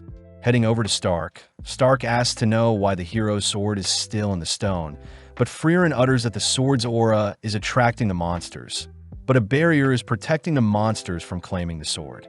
Seeing as Stark is more curious as to why the sword is still here, Frieren gets permission from the chief to tell the truth, revealing that Himmel actually failed to draw the sword from the stone. Even after failing, Himmel promised to slay the Demon King, fulfilling his promise and ultimately became a true hero, even without the magical sword.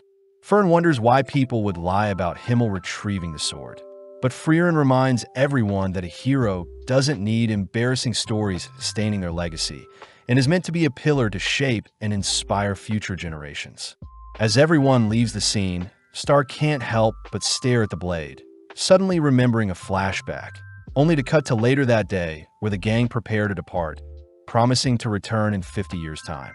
Deciding to head to a more thriving village, Frieren gives everyone permission to do as they please after checking in, leading Fern to invite Frieren to go shopping with her, but Frieren declines, wanting to spend the day reading her grimoire. Out of nowhere, Frieren suddenly remembers today is Stark's 18th birthday, shocking Fern as she hasn't thought of what present to get Stark.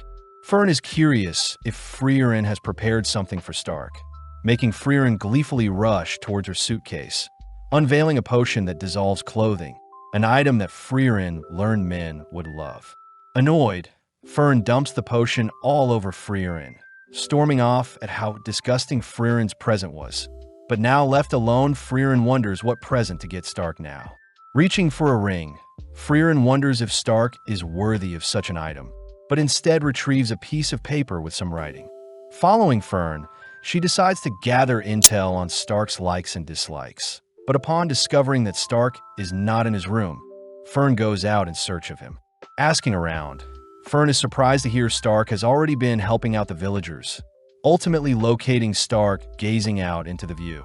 Relieved to see Stark is so mature, Fern slowly approaches Stark but freezes upon hearing Stark admire the breast and turd-shaped clouds. Calling out to Stark, Fern glares at Stark for being so childish, but asks if Stark would like to go on a walk with her. Seeing Fern so quiet, Stark wonders what he may have done to upset her, but Fern begins panicking, wondering how she can find a gift for Stark without being suspicious. Not wanting to stress too much, Fern simply asks what Stark would like for his birthday, but gets irritated seeing Stark so confused as to why Fern is willing to get him a birthday present. Annoyed, Fern storms off, but is shocked to hear that Stark never received a present from Eisen nor his family, as Stark says they didn't care about him. Stark reveals that his family was a group of warriors, flashing back to when Stark's father scolded the village warriors for being so weak, asking them to be more like Stoltz, uninjured and cold-blooded. Stark's father reminds Stoltz that he's the strongest in the village, compared to Stark, who has no talent and hasn't even slayed a monster yet. Even though his father didn't want Stoltz around Stark, Stoltz chose to spend time and train Stark. Sadly, when a demon attacked his village, Stark was the lone survivor, having fled when everyone else fought for their village. Stark wonders if Himmel would have stayed and fought till the very end, but Fern reassures Stark that he's a changed man, asking Stark to accompany her and pick a present for himself. Settling on a silver bracelet, the two return to Frieren, who has served up some massive hamburger steaks, something that pleases Stark, as he wouldn't receive any gifts from Einsam, but would receive a hearty hamburger steak meal during his birthdays. Frieren takes the chance to reveal how awkward warriors are when it comes to expressing their emotions, mentioning how Einsam would only serve large hamburger steaks on people's birthday as a sign of respect for a warrior that has worked hard. Stark suddenly realizes that Stoltz would also cook him a hamburger steak during his younger years, remembering the moment when Stoltz had instructed Stark to flee and live, finally coming to his senses as he sees his family truly cared for him. Tasting the hamburger steak, Stark thanks Frieren for the meal, curious as to what the potion Frieren is carrying, but Fern simply calls Stark a pervert. Several days later, we see Frieren chatting with Sein, someone who is intrigued to hear that Frieren is an adventurer, as he too used to dream of becoming one. Sein mentions how he had a friend who was fixated on living out an adventurous life, but as Sein grew older, he slowly grew apart from his friend who continued down the adventurer path. Sein admits that he regrets not joining his friend 10 years ago. But when Frieren asks why Sein is telling her his backstory, Sein says he needs to prepare for his village upcoming festival, so he needs help escaping the swamp he is stuck in. Contemplating if she should help save Sein, Frieren fears that she'll get dirty in the process. But as Fern joins them, the girls help Sein out and end up escorting him back to his village. Grateful for the help, Sein offers to guide Frieren and the gang around town. But Frieren says they need to head to a bigger town to restock supplies. With the gang departing, Sein warns the gang to beware of venomous creatures. But not even a few minutes later, Stark is unfortunately bitten by a venomous creature whilst trying to pick some fruits. Immediately bleeding from the nose, Frieren tries to identify the poison, but admits that she doesn't have any spells to do so. Seeing as Fern can't use her flying magic for too long, Frieren reasons that they'll head back to the small village, but Stark says he doesn't feel weak whatsoever. Frieren does mention that Einsam used to brush off various poisonous arrows all the time, but upon hearing that 20% of adventurers pass away due to poison, Frieren and Fern rush Stark to the nearby village. Having made it to a nearby church, the father of the church sadly reports that he can't save Stark, calling out to see if his brother could help. Revealed to be the man from earlier, Sein recognizes Frieren and her party, instantly curing Stark of his poison. Having returned the favor for rescuing him earlier, Sein heads out to help out at the plaza, but Frieren is curious as to who Sein is. Frieren notes how Sein's brother has been recognized as an outstanding priest by the royal capital and given a necklace to prove so. And even he couldn't cure Stark's poison, but for some reason Sein nonchalantly could. Sein's brother recognizes Sein to be a genius, revealing that he knows about Frieren, having been gifted the necklace by Hyder himself. Sein's brother notes how Sein's spark has left him ever since he became a priest, but wanting Sein to live a more fulfilling life. Sein's brother asks if Frieren would be willing to take Sein on their adventures. Having a team meeting, Stark is all for having a priest accompany them, but seeing as Frieren and Fern are hesitant on the idea, Stark takes matters into his own hands, heading to invite Sein to their party. Upon heading downstairs, Stark spots Sein indulging in some alcohol, smoking, and gambling. Ironic since Sein is meant to be a pure priest, but Sein gets intrigued hearing Stark invite him on their adventures, agreeing to join Frieren's party if Stark can beat him at gambling. As Frieren enjoys her nap, Fern suddenly wakes Frieren up, having heard Stark cry for help.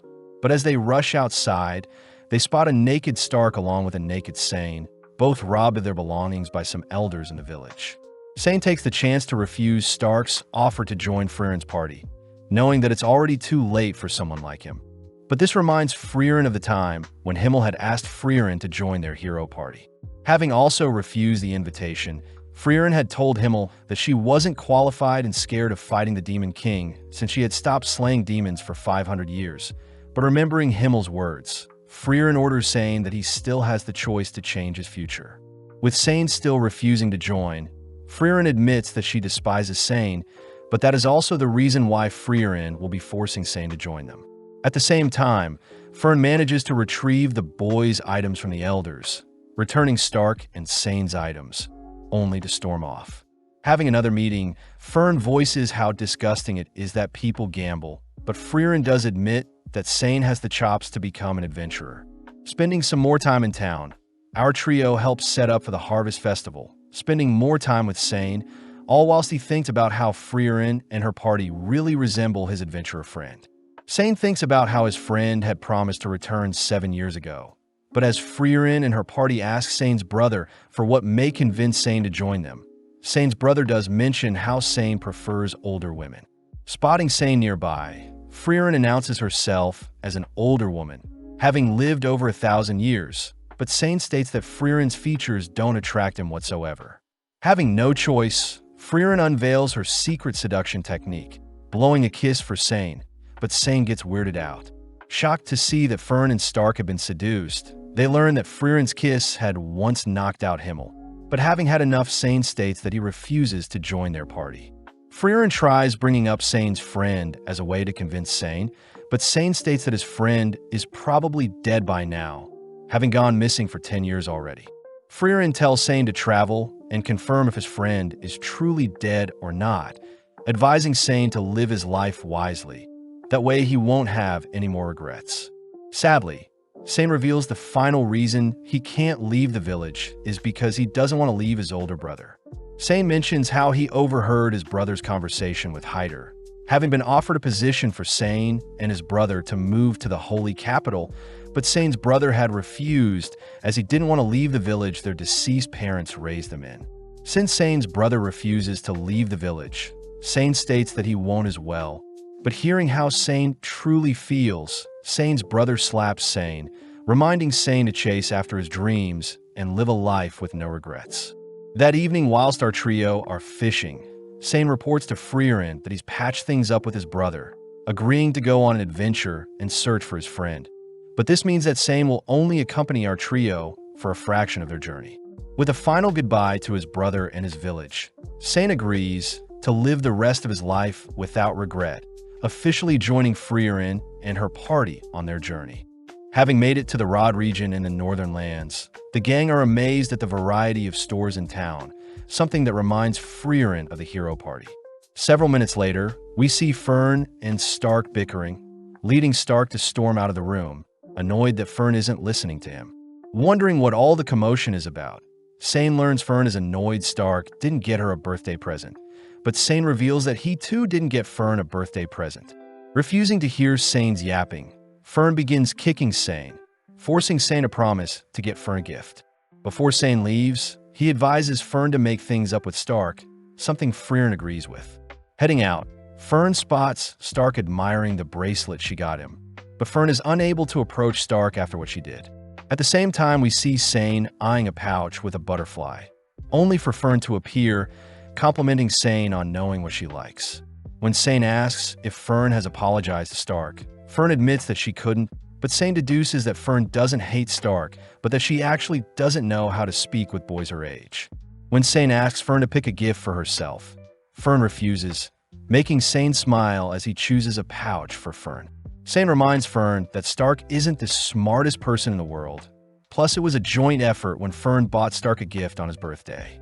Seeing Fern slowly realize she was in the wrong for lashing out earlier, Sein hands Fern her gift, advising Fern to go pick a gift with Stark for her birthday, and that Stark will only know how she feels if she tells Stark outright. Grateful for the advice, Fern starts by apologizing to Sein for kicking him earlier, only to head to Stark's location before sundown. Before Fern can say anything, Stark admits that he wanted to buy a gift with Fern since he didn't know what she would like, amusing Fern as she apologizes for being too harsh earlier. With both heading out to search for a gift together, we see Frieren spying on the two, caught by Sein, who is jealous that Stark and Fern can afford to argue as the older people get. They tend to avoid conflict at all costs. Sein wonders how Frieren has been able to deal with the two kids up until now. But he realizes that Frieren herself acts like a kid, explaining why Fern went to him for advice instead of Frieren herself. Frieren mentions how Fern was raised by Hyder, a priest just like Sein, but Sein refuses to be compared to such a great priest like Hyder. Frieren reassures Sein that Hyder was as corrupt as they come, always drinking, picky with his food, and even lying quite often. Surprised, Sein says he always saw Hyder as the ideal man, reminding Frieren of a deep conversation with Hyder. Frieren had asked why Hyder seemed different from his hero party days. Learning that ever since Hyder had finished his younger years of life, he began pretending to be an ideal adult. That way younger people could depend on him, especially Fern.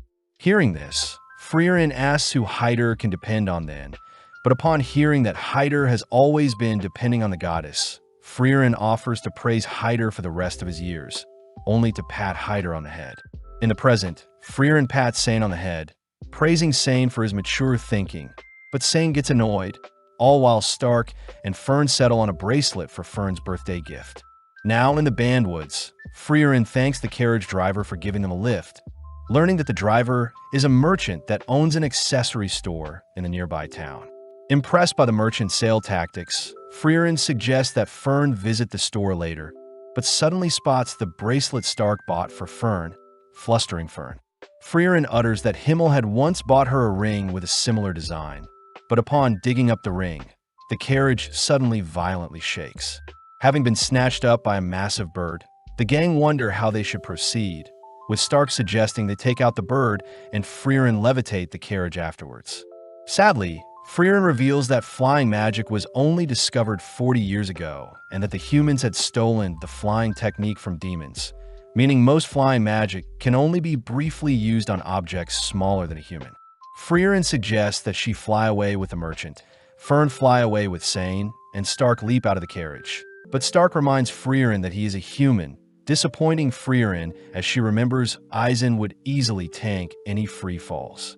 Fern suggests that they levitate the carriage right before it hits the ground, and seeing as the bird is preparing to slam the carriage into the ground, Frieren leaps outside, instantly slaying the creature. As the carriage begins to free fall, Frieren manages to save everyone, but everything is still damaged.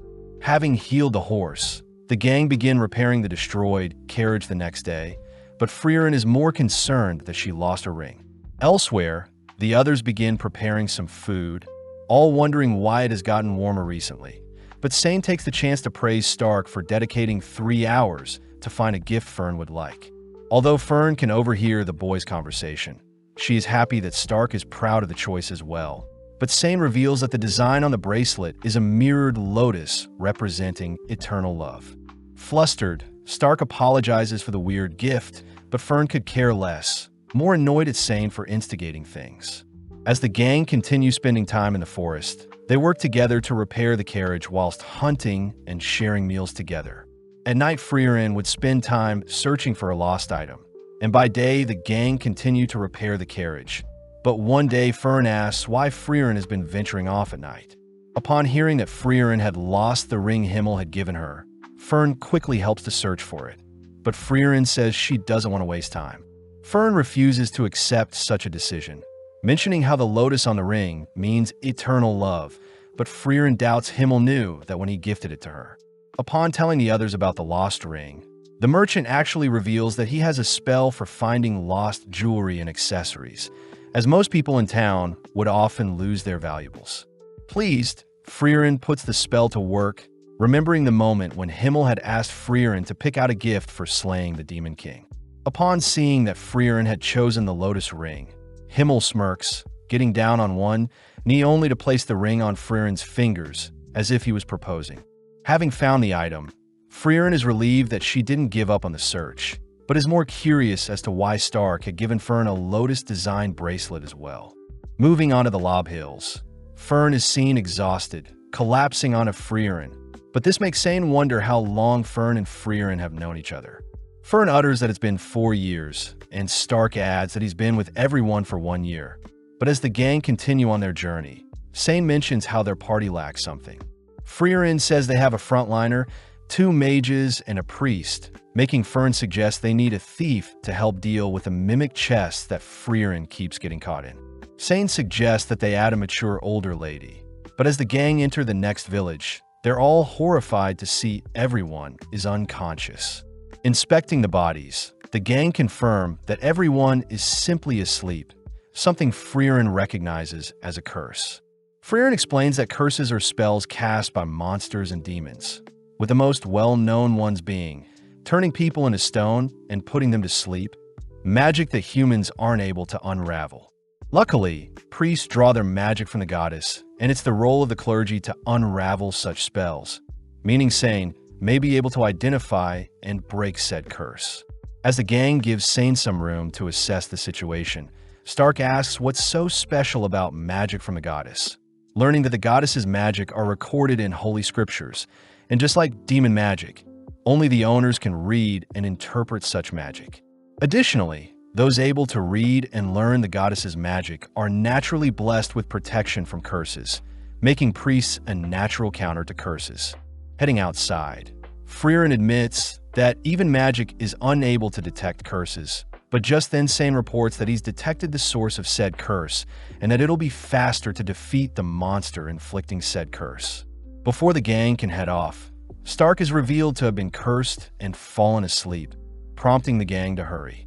As they travel through the night, they levitate Stark's body with them, but as night falls, Fern ends up falling asleep as well.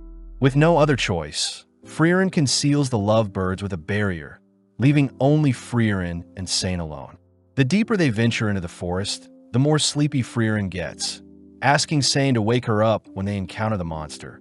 But Sein cries that he can only wake Frieren up for 5 seconds. Sensing the creature nearby, Sein has no choice but to carry Frieren with him, placing Frieren down as he finally comes face to face with a subspecies of the chaos flowers. Knowing that the monster is slowly draining the mana of its victims, Sein begins to evade the monster's advances, reciting that chaos flowers merge with local flora to exist and that their cores are their weaknesses. Taking out his book, Sein conjures several holy spears, aiming it at the core of the flower, but is surprised to see the monster had deflected the projectiles with its leaves. Wondering if he should awaken Frieren to help, Sein fears that 5 seconds won't be enough to explain the situation, fearing that if the flower deflected one of Frieren's powerful spells, the whole surrounding village would be wiped out.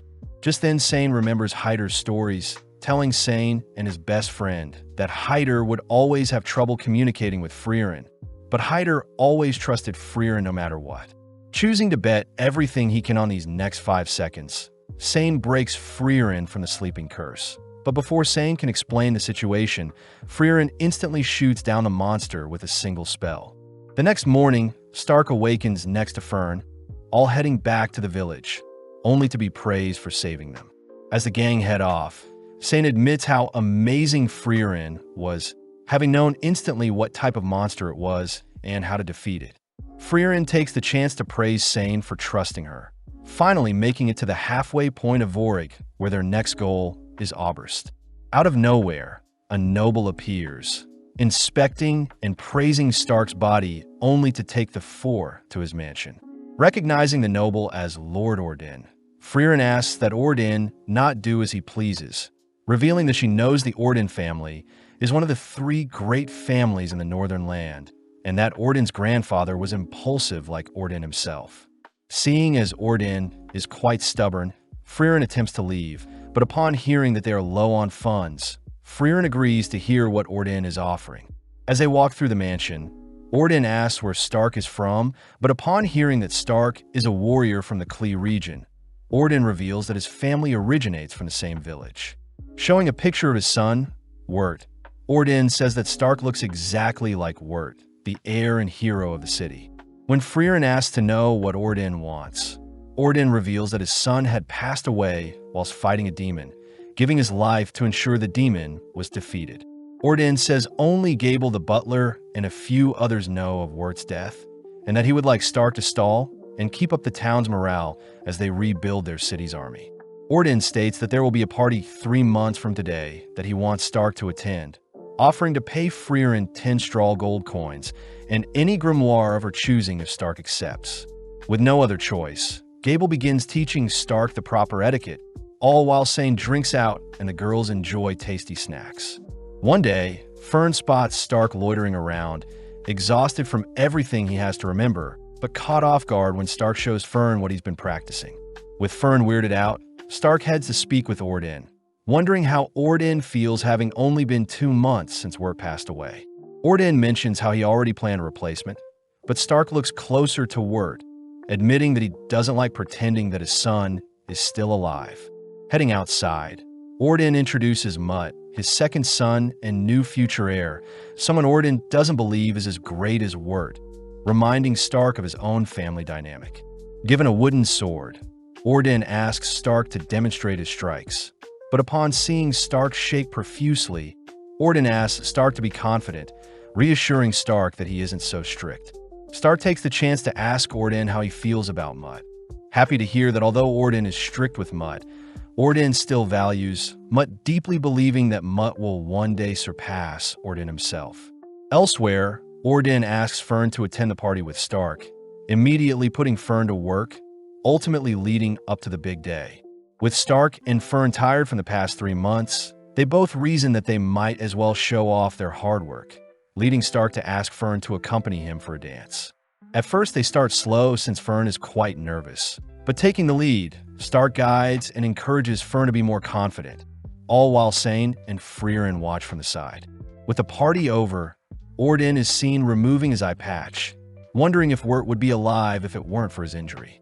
Seeing Stark appear, Orden orders Gable to give Frieren her rewards, praising Stark for being a great warrior.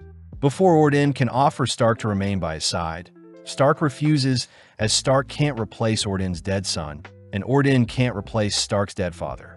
Orden reveals that Wirt and himself had a fight during their last conversation, something Stark can relate to, as he too needs to apologize and return to Einsam before it's too late. Flashing back, we see Sein passing time by fishing, but is interrupted by his friend who drags Sein along to take photos with him, a memory Sein still thinks about. Now in the Quall region, Frieren tells everyone about a powerful dwarf in the upcoming village that has lived for over 400 years, amazing since dwarves normally live for only 300 years. Frieren says she refers to the dwarf as Old Man Voll, a rare case of someone that can relate with Frieren since they both live for a long time. But as the gang cross a small river, they spot the infamous village along with a sleeping warrior guarding the village.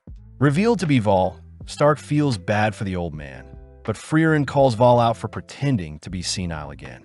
Out of nowhere, Stark is suddenly struck, falling onto his knees as Voll warns Stark to always be cautious of everything he sees, as Voll could have easily taken off Stark's leg if he tried. With Voll inviting everyone into the village, Frieren orders Stark to remain behind and train with Voll, given a tour by one of the villagers. As Fern and Sein help the villagers harvest some crops, the villager mentions how he's never seen Voll so happy, having believed him to be only a senile old man. But the villager did mention how Voll chose to protect and remain in the village even after all this time. With the gang spending some more time with Voll, a week passes by in an instant, pleasing Frieren as Stark has improved quite a lot since training with Volume. Frieren reveals that Voll was the reason Frieren chose to learn more about Himmel and the hero party, cutting to the past when Himmel had asked Voll why he had stayed and protected the village for so long. Voll mentions how his wife was a human and that he's simply protecting the village to retain any memory Voll has of his wife, something Himmel finds admirable. Thanking Himmel for his kind words, Voll promises to remember the hero party once they've defeated the Demon King and have passed away, but Himmel reassures Voll that Frieren and Einsam will be the ones to continue their legacy even after passing. In the present, Voll asks Frieren if she remembers the faces and voices of her hero party, but Frieren gets offended, stating that Himmel is the reason she has begun to change. Hearing Voll utter that he has forgotten his wife's face and voice, Frieren calls Voll out for joking around, mentioning how her party will be heading to Oriole near the Demon King's castle. Pleased, Voll gets excited that Frieren is finally going off to defeat the Demon King. But this surprises Frieren as she wants to tell Voll that the Demon King has already been defeated, but holds back not wanting to disturb Voll's peace. With a final farewell to Voll, the gang continue on their path, occasionally stopping so Sein can ask around for his friend's whereabouts.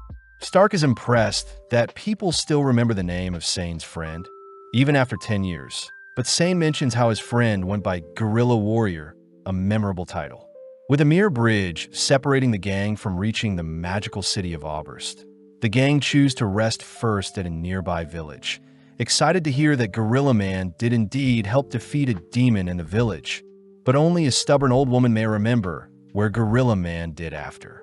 Upon visiting the older woman, the woman refuses to give the gang info on Gorilla Man for free, starting off by having the party run several errands that take up several hours. Once the gang has wrapped up and reported back to the older woman, she finally agrees to give the gang their final task, and only after will she give them the information they want. Heading to some old statues, the woman mentions how she recognizes Sein, but upon seeing the old statues, the gang hear that the statue honors two forgotten heroes. Realizing one of them to be Kraft, Sein suddenly remembers a time when Hyder had shown the younger versions of Sein and Gorilla Man a similar statue, warning that everyone's legacy will eventually fade and be forgotten. From that moment on, Sein's friend had claimed the name of Gorilla Man, and Sein was given the title of Goatee Priest. Having helped clean up the statue, the old lady reveals that Gorilla Man also helped clean the statues a long time ago, even speaking quite highly of Sein. As the gang begin heading off, Frieren realizes Sein knows where his friend is, believing his friend is in the opposite direction of Oberst, making Sein struggle to decide what to do. Conflicted on what he should do, Sein reminds himself that he's on the journey to look for his friend, but seeing as they need more time, the gang spend the night in town.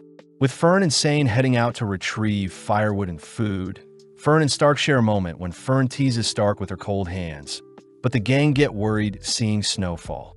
The next day, the town is consumed by a blizzard, meaning they won't be able to proceed with their adventure until the blizzard dies down. Luckily, Frieren knows that there's a magic store with a shady shopkeeper, mentioning there could be a possibility for legendary spells.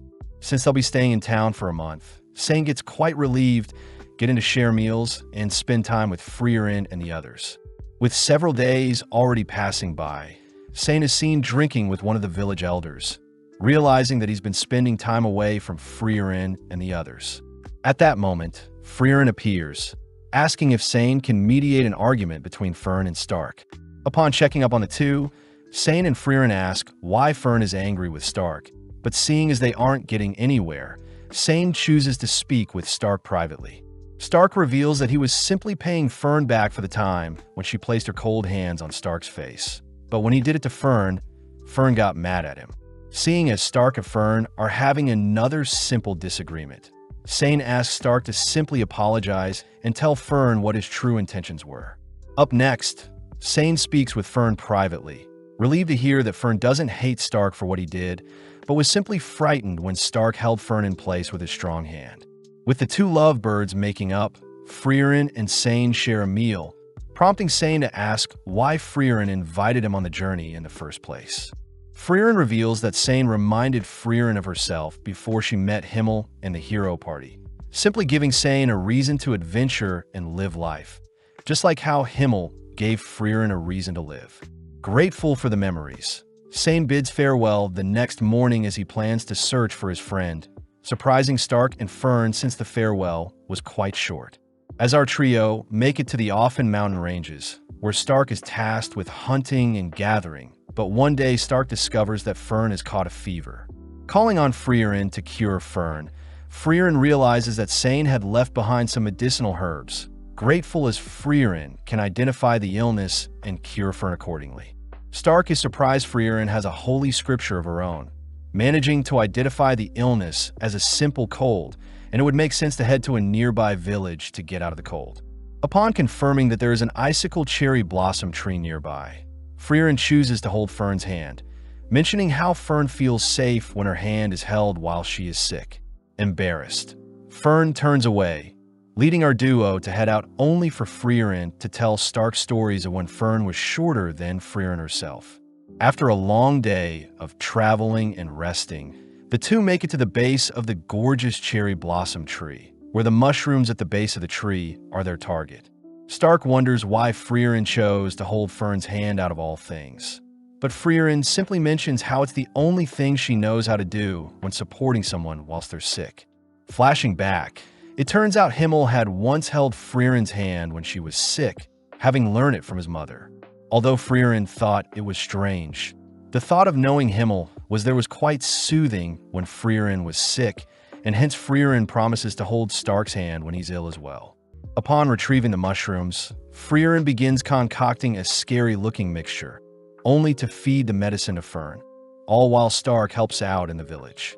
Having made a full recovery, the gang thank the village for all the help, finally heading towards Oberst, the magic city.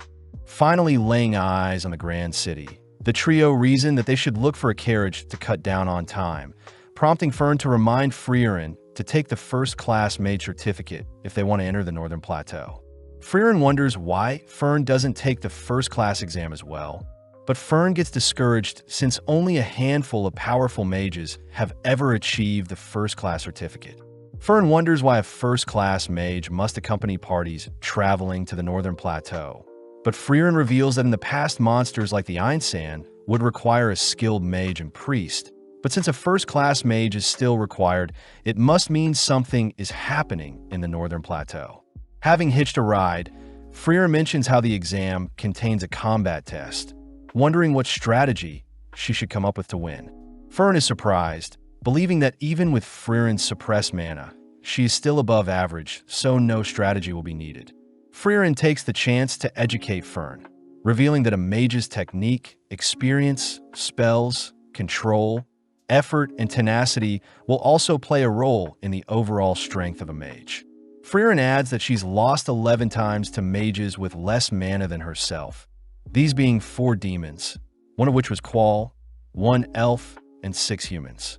At the same time, we see a green-haired mage traveling by foot to Graf Franit's domain, stopping to take a break, only to run into some bandits. Before the bandits can attack the mage, Kraft appears, nonchalantly beating and scaring the bandits off. The mage thanks Kraft, introducing herself as Yubel the mage. But Kraft reveals that he wasn't here to save Yubel, but in fact he was protecting the bandits, having found the corpses of other bandits torn up by a powerful mage. As both part ways, Yubel mentions how she's heading to take the first-class exam, reminding Kraft that Frieren had planned to do the same thing as well. Now at the Magic Association in town, the receptionist tells Frieren that her exam is in 2 months and that first-class exams can be taken once every 3 years. Upon hearing that a 5th-class mage or higher certification is needed before taking the exam, Frieren attempts to flee, but Fern stops Frieren, reminding her that they need a first-class mage to continue their journey. Frieren states that they can simply hire a first-class mage or travel by sea, but Fern says that they don't have the finance to afford such a thing. Taking out her old holy emblem, Frieren asks if her emblem can be used for anything, but out of nowhere an older gentleman asks to have a close look at Frieren's emblem, shocked at what he sees. That afternoon, Frieren is surprised someone recognized her holy emblem, flashing back to her time in the hero party when Frieren had shown off her emblem to the others. Sad to see that her party also doesn't know what the emblem symbolizes, but both the hero party and her current party remind Frieren that they have no doubt that Frieren is an incredible mage. Reading up on the regulations set by the Continental Magic Association, a proper mage is someone who achieves at least a 5th-class title, learning that Fern took a 3rd-class title since it was the most available test at the time. Frieren reads that there are 600 mages with at least a 5th-class title, but including apprentices from the 6th to the 9th class, there are 2,000 mages. Out of the bunch, there are 45 first-class mages, and first-class exams are held every 3 years either at Oberst or the Holy City of Strahl. Sadly, there have been no new first-class mages as of recently, and ever since the Demon King was defeated, mages have become quite rare. Since both girls will be taking the first-class exam, they both begin training, even spending time to celebrate Frieren's birthday, ultimately leading to the big day. Now in front of the exam proctor, the first-class mage Janot, amongst the examinees, the examiners take note of Werbel, a 2nd-class mage and captain of the Northern Magic Corps. Next is Denkin, the 2nd-class mage that had recently acquired the Imperial Mage title, and finally is Fern, the youngest 3rd-class mage with top marks. Looking around a bit more, the examiners also spot Yubel, a third-class mage who failed her recent second-class exam. But this was because she ended slaying her first-class mage examiner. Additionally, the examiners noticed Frieren exuding a potent amount of mana, but just then Jeannot reveals that the 57 examinees present will be split into groups of 3 for their first test. With everyone given a magic bracelet, Frieren realizes that the bracelet needs to be infused with magic, allowing her to see the glow of her party members' bracelets. With Frieren stumbling upon her rowdy party members, Fern is also coincidentally partied up with Himmel, all heading to the first testing grounds.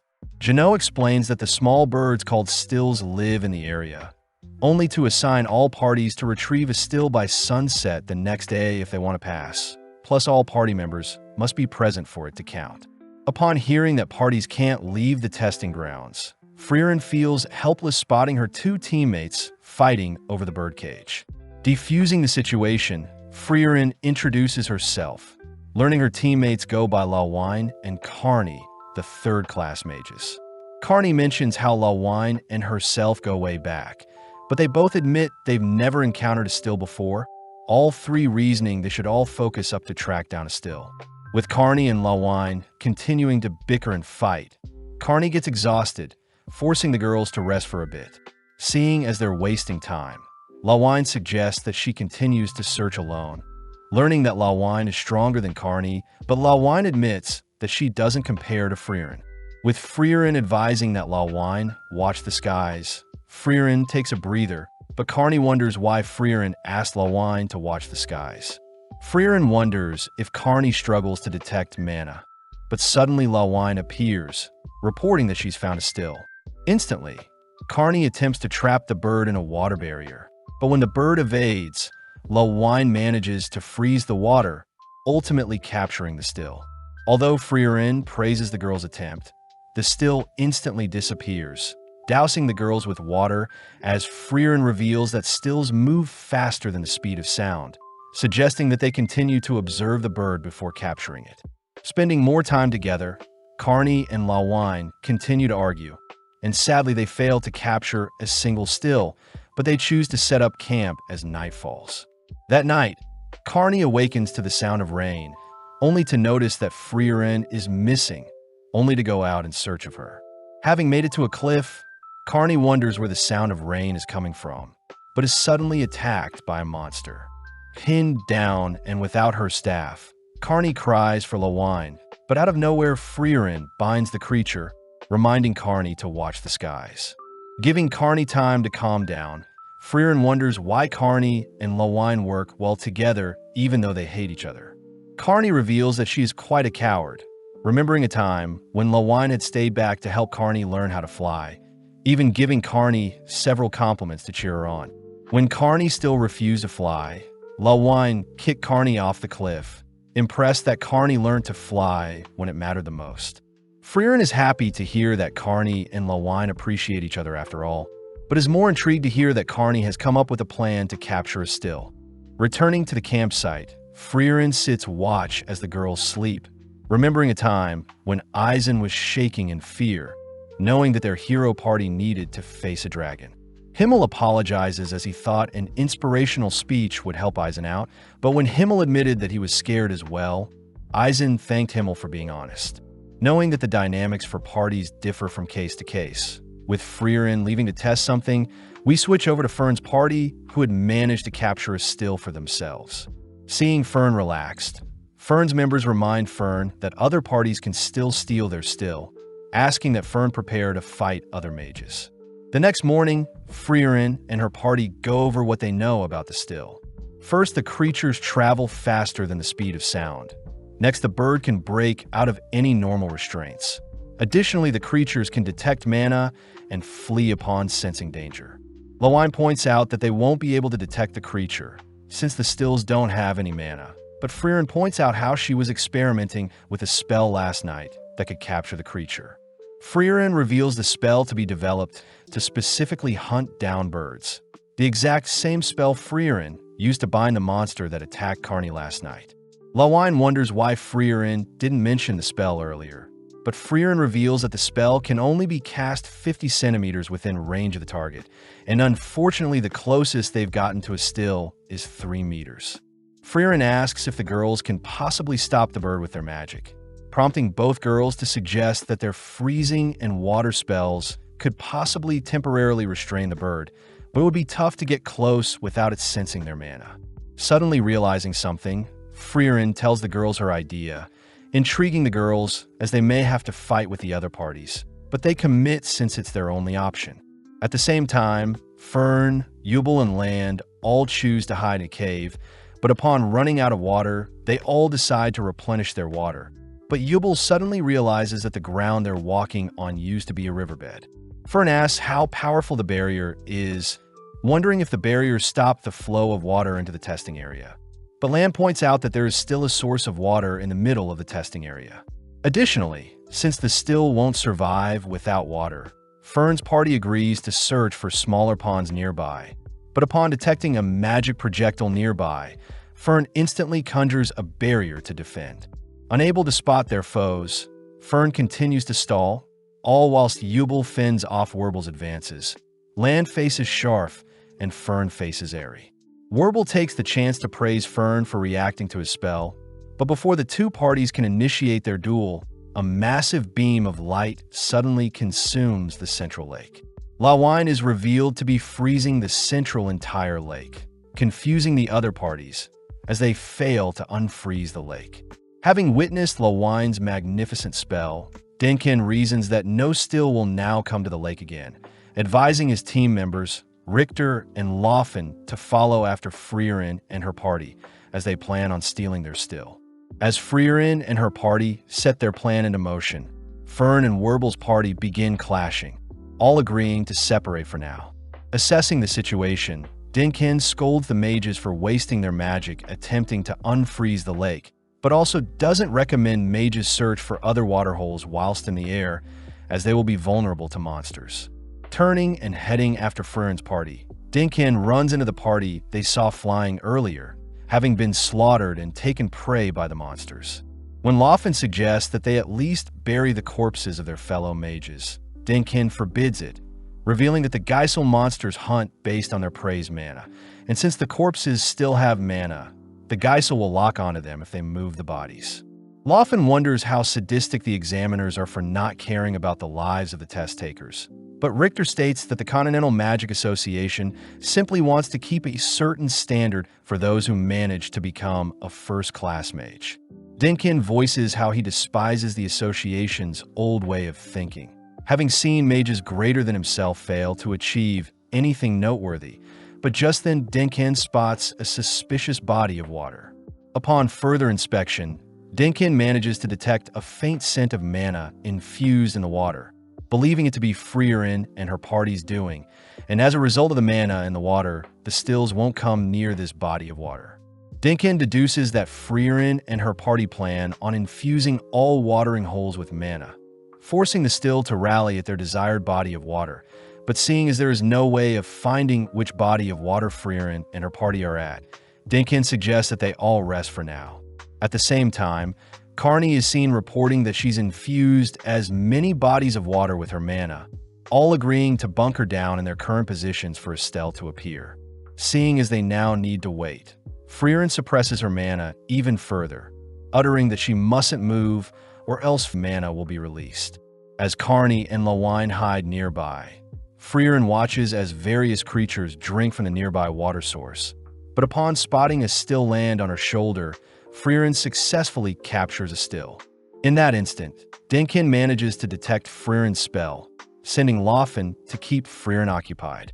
At the same time, Land faces Scharf, all whilst Fern faces Airy, who is shocked to see Fern is able to defend against all of her attacks. Strange since Fern uses basic attack and defense spells.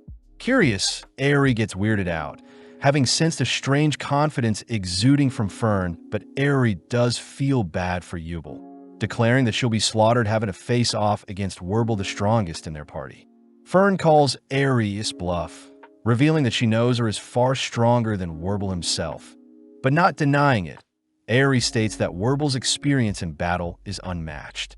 Cutting to Wirbel and Hibbel's duel, Werbel is forced to go on the defense, unable to detect Yubel's slashing attacks. Pausing for a moment, Yubel mentions how she may have overdid her attacks, but Werbel deduces that Yubel's slashing attack has a 5-meter range, declaring that they should fight until the end. Back with Fern, she chooses to simultaneously fire hundreds of projectiles, testing how long Aerie can keep her barriers up, but after a few seconds, Fern manages to break through. With Werbel revealing his trump card, Werbel is able to seal away Yubel's mana, forcing her on her knees as she realizes that Werbel could have easily binded and slayed her during their initial encounter. Werbel reveals that simply looking at Yubel will bind her, so he gives Yubel the chance to leave behind the still and flee. But suddenly realizing something, Yubel tosses the still into the air, leaping forward only to barely miss a slash on Werbel's eyes. Rebinding Yubel, Yubel deduces that Werbel needs to have view of the entire target's body. But Werbel realizes that Yubel is quite the sick person, having wanted to torture Werbel by removing his eyes instead of cleanly severing off his head. With no other choice, Werbel prepares to slay Yubel here and now, but is intrigued hearing Yubel asking if Werbel has ever slayed a child or mother. Playing along, Werbel reveals that wars from where he comes from are quite messed up, as it wasn't too uncommon for children and mothers to be sent to war. Chatting for a bit longer, Yubel realizes that Werbel's binding spell is a reflection of himself, as he doesn't like taking people's lives and prefers to bind them where he can. But before Werbel can silence Yubel for good, Fern appears, ordering Werbel to not move. Shocked, Werbel notes how he couldn't sense Fern at all, deducing that Fern was the one to have captured the still for her party.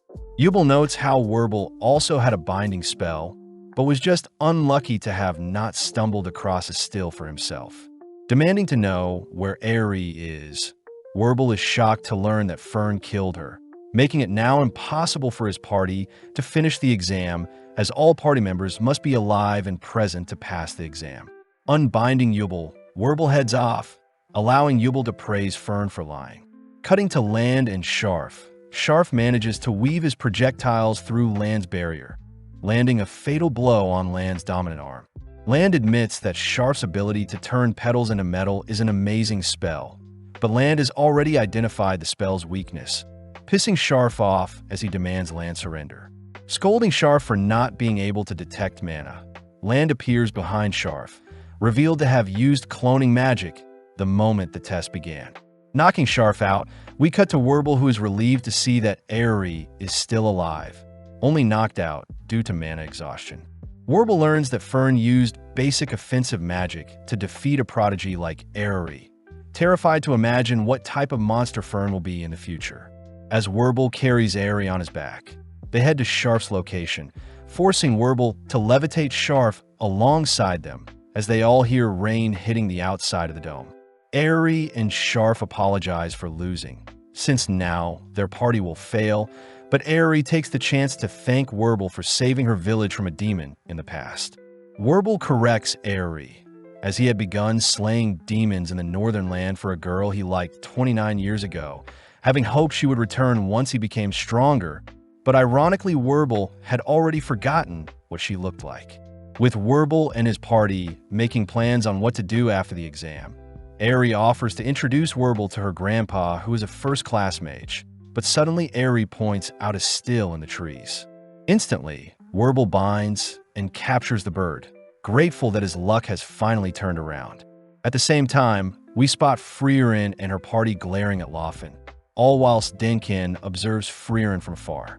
In the blink of an eye, Loffen disappears, having stolen the still right from Frieren's palms, intriguing Frieren. Elsewhere, we see Examiner Sense scolding Jeannot for allowing so many promising mages to die, but Jeannot reminds Sense that only the most elite should be allowed the title of first-class mage. Sense mentions how the test revolves solely on luck, but Jeannot reminds Sense that luck is a skill as well, believing that in the remaining 3 hours for the test, things should get real interesting. Sense wonders who Jeannot thinks will pass the exam, annoyed to hear that Jeannot believes Denkin will pass, since Denkin only cares about power and money. Back with Frieren, we see Denkin and Richter reveal themselves, surprising Frieren as Loffin's Jilwer spell should have allowed her to move at a high speed and steal the still without further intervention. Unfortunately, Dinkin admits that Frieren would have easily been able to track down Loffin's pathing, revealing that he knows Frieren is the elf from the famous hero party. Richter states that he plans to kill one of Frieren's party members, but before Richter can cast anything, Dinkin orders Richter to stand down. Surprised, Richter wonders why a cold Imperial mage like Dinkin would be so reserved to killing, but Frieren and Dinkin both agree that the title of first-class mage isn't worth taking another's life. Pissed, Richter reminds everyone that more than 50 years ago, the founder of the Continental Magic Association, Ciri, appeared, promising to give anyone with the title of first-class mage any spell of their choosing. People have since then regarded Ciri as the closest thing to the goddess themselves. Therefore, mages must do whatever it takes in order to obtain the title of first-class mage, if they want their wish granted by Ciri.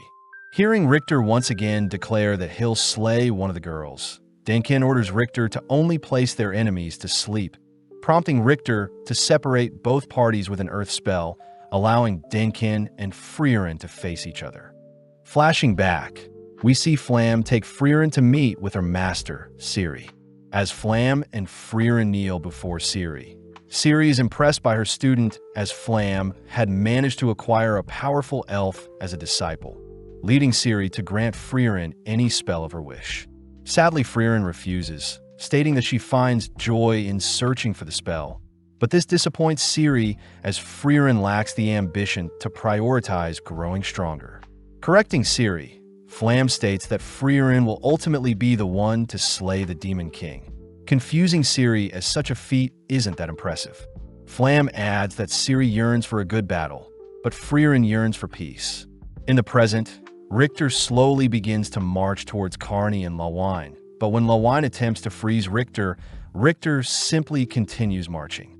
Firing several icicles, Richter simply blocks the projectiles with an earth wall, only to send pillars shooting from the ground towards Lawine, but Carney steps in to block the spell. Having seen enough, Richter confirms that Lawine wields weak ice magic and Carney is useless without water nearby, annoyed that he is facing such weak opponents. As the girls evade Richter's advances, Lawine reminds Richter that he's exhausting his mana with such flashy attacks, but Richter says the girls are simply defending and not attacking. Richter states that a mage's barrier is quite effective, but it hasn't improved over the years since a complex defensive spell would be useless during battle. Crouching down, Richter suddenly conjures a rock pillar, an attack so strong that it blows the girls into the air. Before Richter can leave, he's disappointed to see the girls refusing to give up, amused to hear Lawine threatening to manipulate the water in his body. Richter reminds the girls that mages must first be able to picture the spell before they can cast it. And even if the girls manage to grasp the complexity of a human body, Richter's mana will protect him from any of the girls' magic. Admitting that they were simply bluffing, Lawine does point out how Richter is also scared of something, realizing that Richter had purposely moved them away from any bodies to prevent Carney from using them. At the same time, Dinkin and Frieren effortlessly exchange attacks, but as the fight draws on, Dinkin admits that his mana will be depleted before Frieren's. Choosing to end the battle quickly, Dinkin encases Frieren with a tornado, igniting the tornado, which catches the attention of the examiners. The examiners state that the barrier created for the exam was made by Ciri herself, but they do find it weird how someone was analyzing the barrier recently. At the same time, Frieren appears from Dinkin's spell unharmed, forcing Dinkin to barrage Frieren with several light projectiles. Out of nowhere, Dinkin is forced to defend against a stray projectile, amazed that Frieren both defended and fired off a shot of her own. Having closed the gap, Frieren rushes Dinkin with a spell, ultimately defeating Dinkin, who has exhausted his mana. Approaching Dinkin, Frieren demands to know where Loffen and the still are, but Dinkin refuses to disclose anything. With no choice, Frieren flips Dinkin over, stating that she knows Loffen is nearby, only to threaten to slay Dinkin if Loffen refuses to show herself. Dinkin orders Loffen to stay hidden, but seeing Frieren prepare to harm Dinkin, Laufen blinks to save Denkin, only for Frieren to intercept and capture the two. Taking back the still, Frieren ties the two up, but Laufen takes the chance to ask why a wealthy, well-off man like Denkin is so fixated on becoming a first-class mage. Denkin utters that his homeland is within the northern plateau, and he simply wants to visit a grave in his homeland. Denkin asks if Frieren will need to help the girls, warning Frieren about Richter's sporadic nature, but Frieren mentions how she's finished analyzing the barrier. With Richter confirming that Denkin lost to Frieren, he turns his sights back onto the girls, this time dead set on unleashing powerful earth magic to snuff out Carney and Lawine. At that moment, Frieren unveils the spell she's been working on, conjuring a beam that is shot into Ciri's barrier. Smirking, Jeannot is confident that Ciri's barrier will hold, but in mere seconds the barrier shatters before the examiner's eyes. Asking for intel on Frieren, Jeannot confirms that Frieren is one of the last great mages, something Ciri herself agrees with as she senses Frieren's presence. Denkin asks why Frieren would destroy the barrier, but Frieren simply states that fighting a water mage in the rain would be quite tough. Cutting over to Richter, he begins to hesitate, rushing to finish off the girls, but this leaves him open to be trapped by Lawine's ice magic. Unable to move, Richter watches as Carney conjures a massive ball of water, ultimately overwhelming Richter as the surge of water bypassed all of his defenses. Heading over to the girls, Frieren utters that they have 2 hours remaining, praising both girls with head pats for their hard work. Having washed up beside Denkin and Laufen, Richter admits that his mana is depleted as well, but with no other choice, Denkin's party continues on, refusing to give up. Following Fern and her party, Jubel is weirded out to learn Fern only uses basic spells to fight. Plus, Jubel is intrigued to see who Fern's master is, as they were able to destroy the barrier. When Fern begins telling her party about the spell she can use, Land reminds Fern that there'll be possible enemies in the future, advising Fern to hold onto her secrets. Back with Denkin's party, they run into another party that has managed to capture a still, but are clearly exhausted, having lost one of their teammates during the process. Choosing to fight with honor, Denkin and Richter confront the party with bare fist, cutting to the end of the exam, where 6 parties remain with 18 mages passing the first round. The examiners announce that the next exam will be held in 3 days, all while Stark enjoys his peaceful time alone. The next day, Stark is seen lounging around in bed, only to be awoken by a sudden knock at the door. Upon realizing it's Fern and Frieren, Stark is immediately interrogated for slacking off, all 3 heading out into town to hopefully cheer Fern up. Frieren suggests an expensive store she visited with Himmel in the past, but as we cut to Richter, he is seen helping his grandma repair a broken lamp. As a reward, his grandma gives Richter a light snack, but as his grandma heads off, Richter runs into Denkin and Laufen. Seeing as they've run into each other, Denkin suggests that they eat out together, but Richter simply refuses. Beginning to close up shop, Richter overhears that Denkin's deceased wife used to share a meal with him at a famous restaurant in town, ultimately convincing Richter to agree to join Denkin for a meal. That night, Land is seen walking through town, briefly stumbling onto a lost kitten, only to spot it reunite with its mother. Out of nowhere, Ubble appears, asking for a quick chat, something Land goes along with. Land takes the chance to ask why Jubel didn't slay Werble when she had the chance, impressing Jubel, as this means Land was observing her fight. Jubel mentions how, when she heard Werble's past, she began empathizing with Werble, suddenly casting Werble's binding spell. Unable to move, Land hears that Jubel is able to copy any spell she's seen as long as she places herself in the shoes of the mage. Jubel praises Land for having such perfect clones, wondering what type of life Land lived before they met.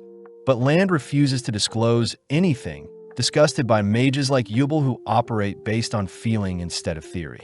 Still curious about Land, Jubel releases her bind, only to tag along to wherever Land is going. At the same time, Denkin shows Richter and Laufen the restaurant he used to visit often with his wife, a restaurant Richter recognizes as the most expensive one in town. Regardless, Denkin and his gang head in, coincidentally spotting Frieren and her party, But seeing as they're enjoying themselves, Dinkin chooses to not disturb them. As Frieren, Stark and Fern choose their own meals, Frieren remembers back to when the hero party had returned a stolen knife to Lecker, the chef of the restaurant. Lecker had promised to serve the hero party all throughout the night, even promising to keep the restaurant open for the next 100 years, something Himmel had wished for. In the present, Frieren indulges on the same meal she had many years ago, disappointed that the flavor isn't the same, but regardless, it's still delicious. With Frieren's party, Dinkin's party, and even Land and Jubel dining in the same restaurant, they all head off for the night, cutting to the next morning when Stark is spending time with an old man. Coming to fetch Stark, Frieren learns that Stark randomly met the old man when he was training, but regardless, Frieren asks for Stark's help. Back in the inn, Fern is seen giving Frieren the silent treatment, annoyed that Frieren had overslept and forgot to buy groceries. Seeing as Frieren isn't able to resolve things with Fern, Stark tries to talk things over with Fern, but only hears that Fern wants snacks before they can talk. Elsewhere, we follow Carney waiting for someone, only to spot Werbel and Scharf heading through town, strangely stopping in front of a man only to declare the man is not fit to be a warrior. Just then Lawine appears, apologizing for her dazzling outfit since her brothers along with her mother had chosen to spoil her with some gifts. Seeing the opportunity, Carney chooses to tease Lawine, but instead gets punished for doing so. Back with Frieren, she along with Stark attempts to buy snacks for Fern, accidentally running into Lawine and Carney who join them on their shopping spree. Happy to hear that Frieren made more friends during the exam, Stark is suddenly stopped by Werbel, glad to have finally run into a competent warrior. Weirded out, Stark is recruited by Werbel to help slay a monster. But seeing as Fern and Frieren aren't against such a thing, Werbel drags Stark along with him. Back at the inn, Carney and Lawine give Frieren something, thanking Frieren for helping them pass the first exam. But this makes Frieren remember a chat she had with Himmel. Having saved a little girl from a monster, Frieren wondered why Himmel continues to help people, surprised to hear that Himmel wants to be remembered even if it means risking his life to save others. Having heeded Himmel's advice, Frieren chooses to spend time with the girls, sharing stories together. But before they can wrap up, a message is delivered to them. Reading over the examiner's name, Lawine recognizes Sense as the examiner who failed everyone in the past, all whilst all the other examinees are also notified of the upcoming exam. Meeting at the ruins of the King Tomb, Sense takes the stage, reassuring everyone that her exam is quite simple. Sense states that in order to pass, examinees must raid the dungeon and pass all the floors, and Sense is willing to pass everyone that reaches the bottom floor. Speaking up, Blay points out how the ruins have never been conquered before, but Sense reminds everyone that mages should be able to do the impossible. Sense will also be following the examinees to track who completed the dungeon task, but for safety Sense hands everyone a bottle with an escape golem. The golem is meant to help rescue anyone who shatters the bottle, but the golems will also shatter at dawn the next day, setting an official time. Just like that, Sense begins the exam, prompting everyone to split into groups, all discussing ways to tackle the dungeon. Recognizing the general structure of the dungeon, Dinkin points out that there are multiple entrances, but they all should lead to the deepest floor. Out of nowhere, Tun wonders why everyone is working together, reminding everyone that there may be betrayal at any point. As Tun heads in first, the other parties begin funneling into the dungeon as well. But as Frieren and Fern choose an entrance, Sense chooses to accompany Frieren's group, believing they'll clear the dungeon the fastest.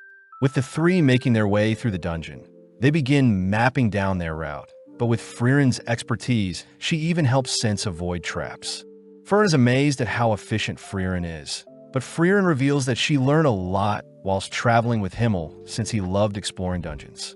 Flashing back, the hero party is seen exploring a dungeon, but before they proceed to the next floor, Himmel decides that he wants to finish exploring their entirety of their current floor before descending.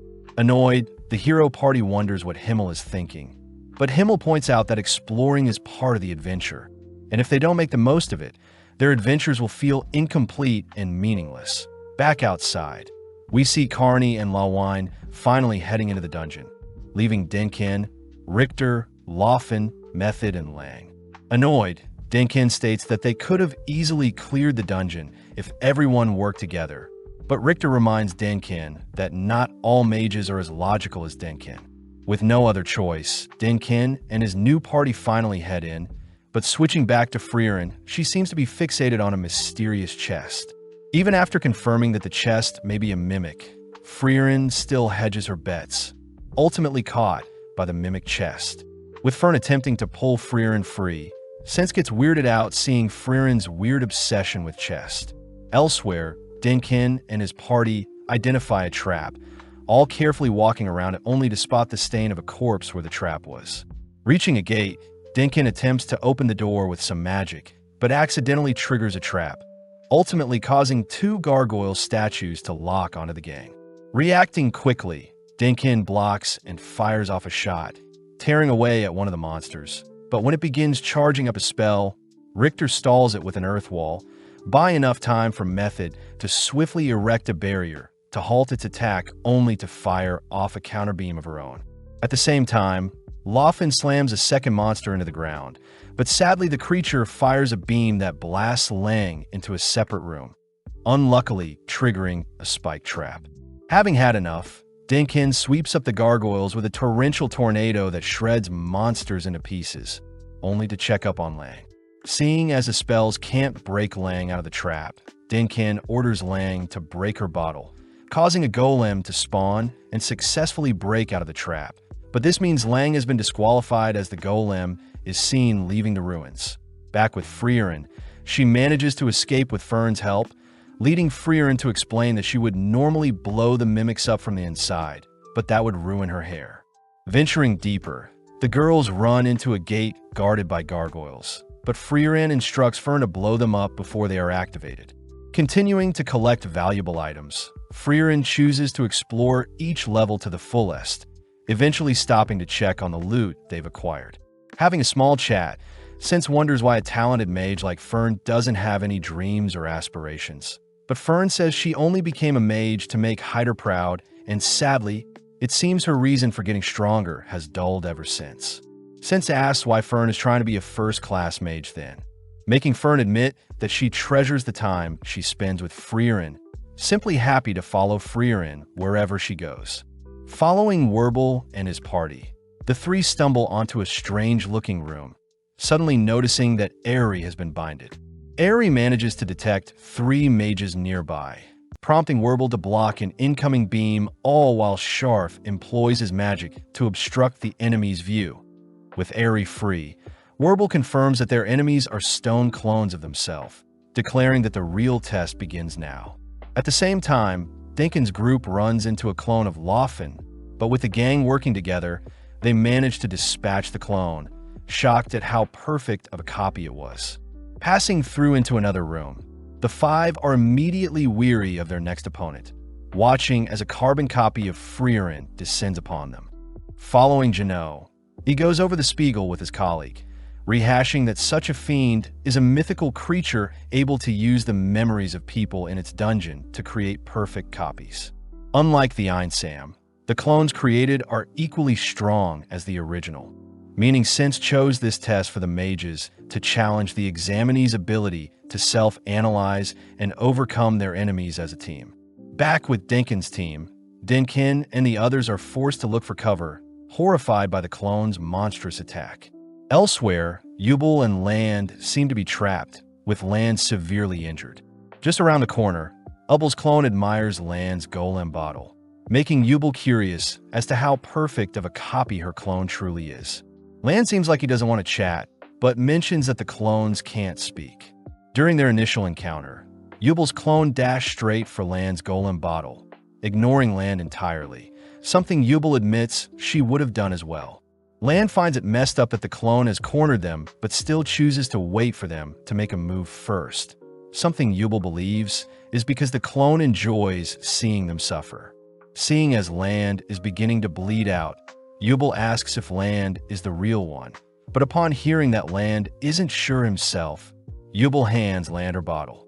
Surprised, Land refuses since Ubel needs it for herself, but seeing as there is no other option, Ubel prepares to retrieve Land's bottle.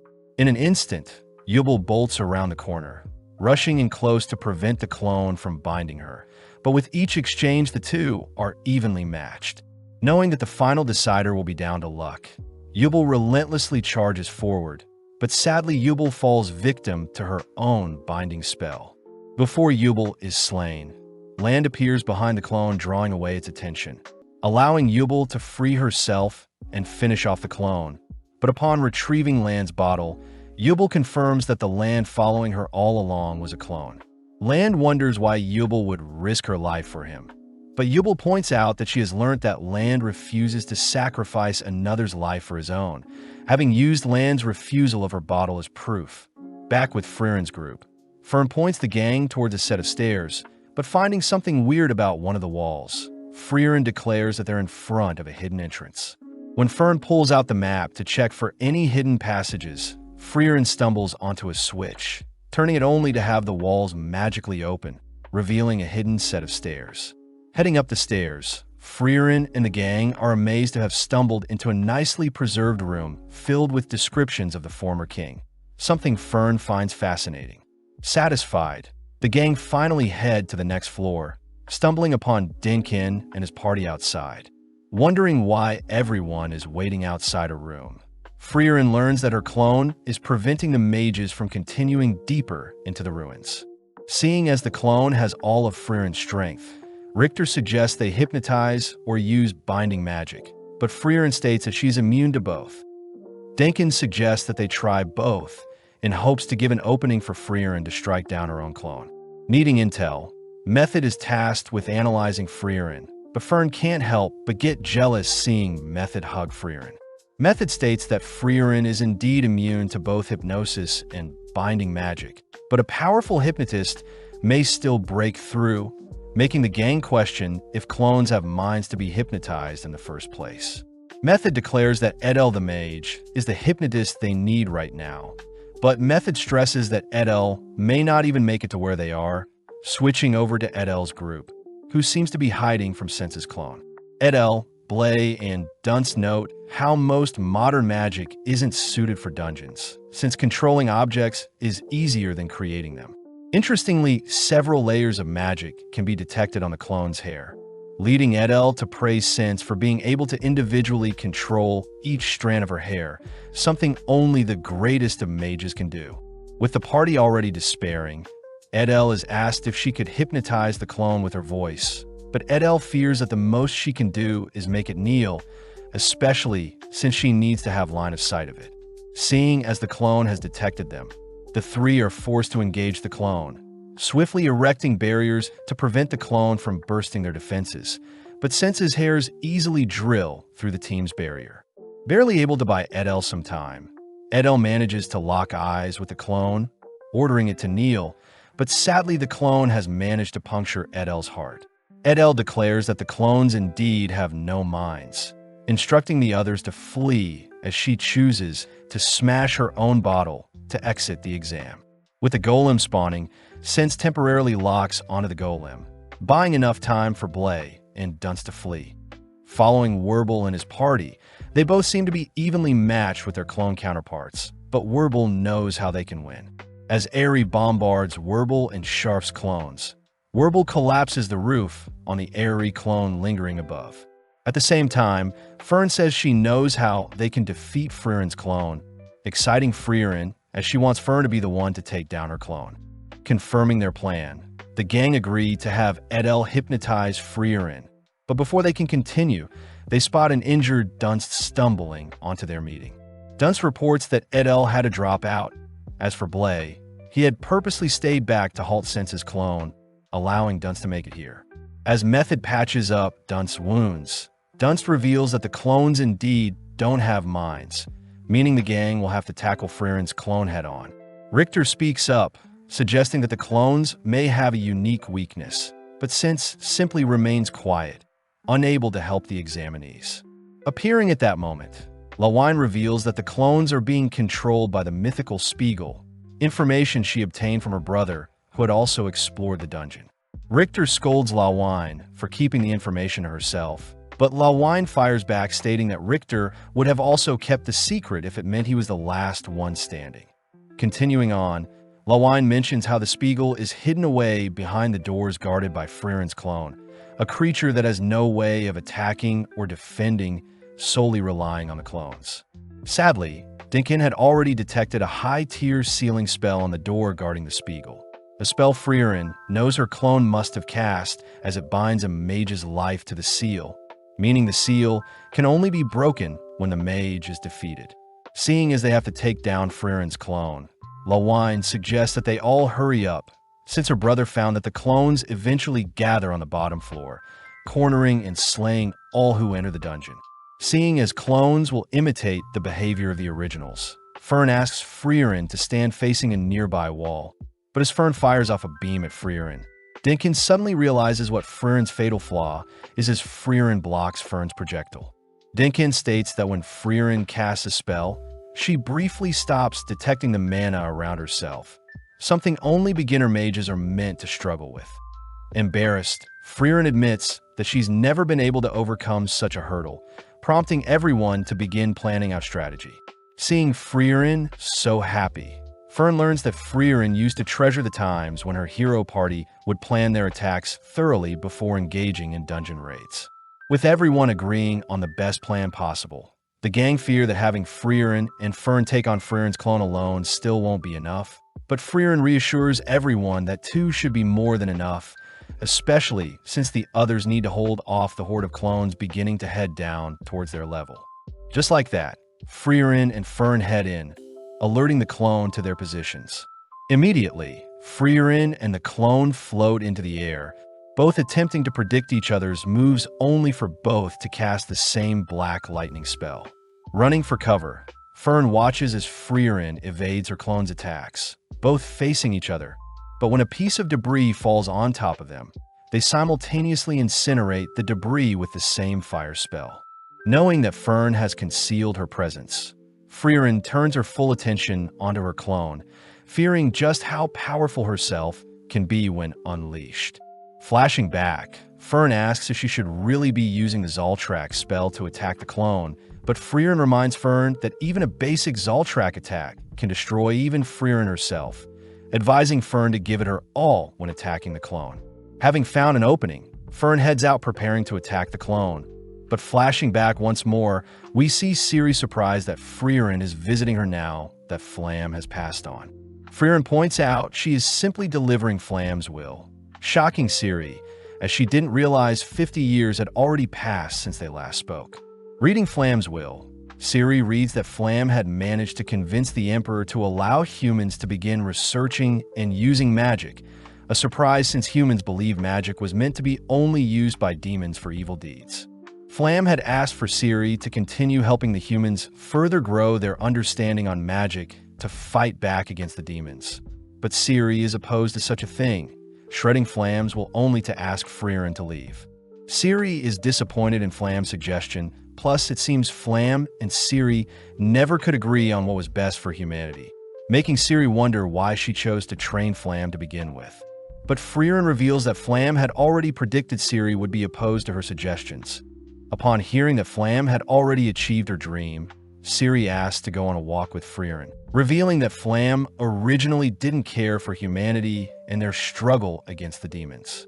Ciri also begins berating Flamme for having her favorite spell be one that creates a field of flowers. But regardless, Ciri is still impressed that Flamme was able to become the one that introduced magic to humanity. Since human lives are shorter than elven lives, Ciri doesn't blame Flamme for rushing things so much, especially since Ciri and Frieren are interested to see how much magic grows and develops in the coming years. At that moment, Frieren manages to evade her clone's fatal spell, allowing Fern to land a direct attack on the clone. As the smoke clears, the clone appears unfazed, replying by conjuring a black hole, beginning to suck in everything around it, but Frieren swiftly dispatches the black hole. Using the surrounding rubble, Frieren summons a massive golem only to protect it from the clone's black lightning, prompting the clone to charge up another spell. At that moment, Fern attempts to land another Zoltrak, but the clone manages to detect and block the spell, simply continuing its incantation. With Frieren knowing that they'll tire out the clone eventually, we cut outside where Lawine and Carney's clone is beginning to zone in on Denkin and their party. But Lawine and Richter choose to confront them before it gets hectic. Denkin had asked for everyone to reveal their weaknesses, ultimately leading to Lawine and Richter to face Lawine and Carney's clone, Dunst and Carney to face Richter's clone, and Laufen to face Method's clone. Flashing back, Method does point out how she is unable to detect Sense's clone along with Fern and Denkin's clone, an issue since the clones may be able to turn the tide if they intervene on Frieren and Fern's duel. When the gang call out how unfair it is for Sense's clone to be a factor, Sense points out that mages should be able to overcome such a hurdle, cutting back to Lawine and Richter, who managed to slay Lawine and Carney's clone.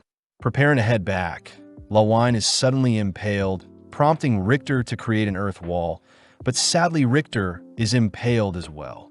With no other choice, both mages break their bottles. Right as Denkin arrives, sad to see he wasn't able to help.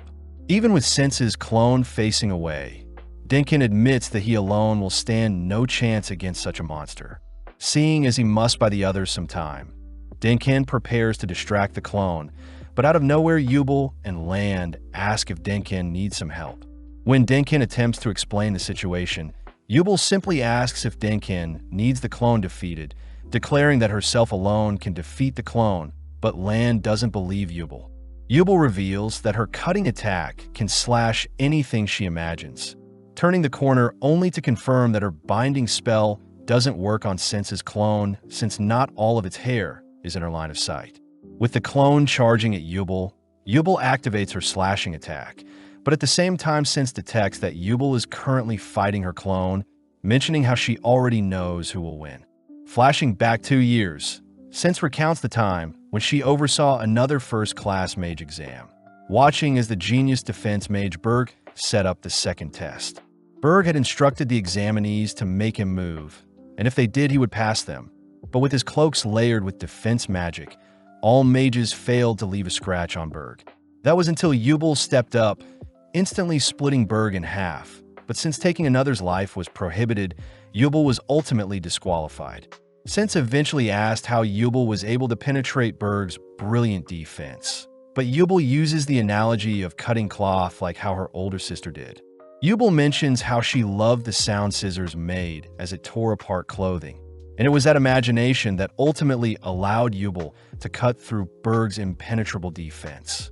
Sense admits that Yubel's twisted mind is what ultimately places Yubel above Sense herself, cutting back to the present where Yubel has finished up shredding the clone's hair, ultimately winning the duel.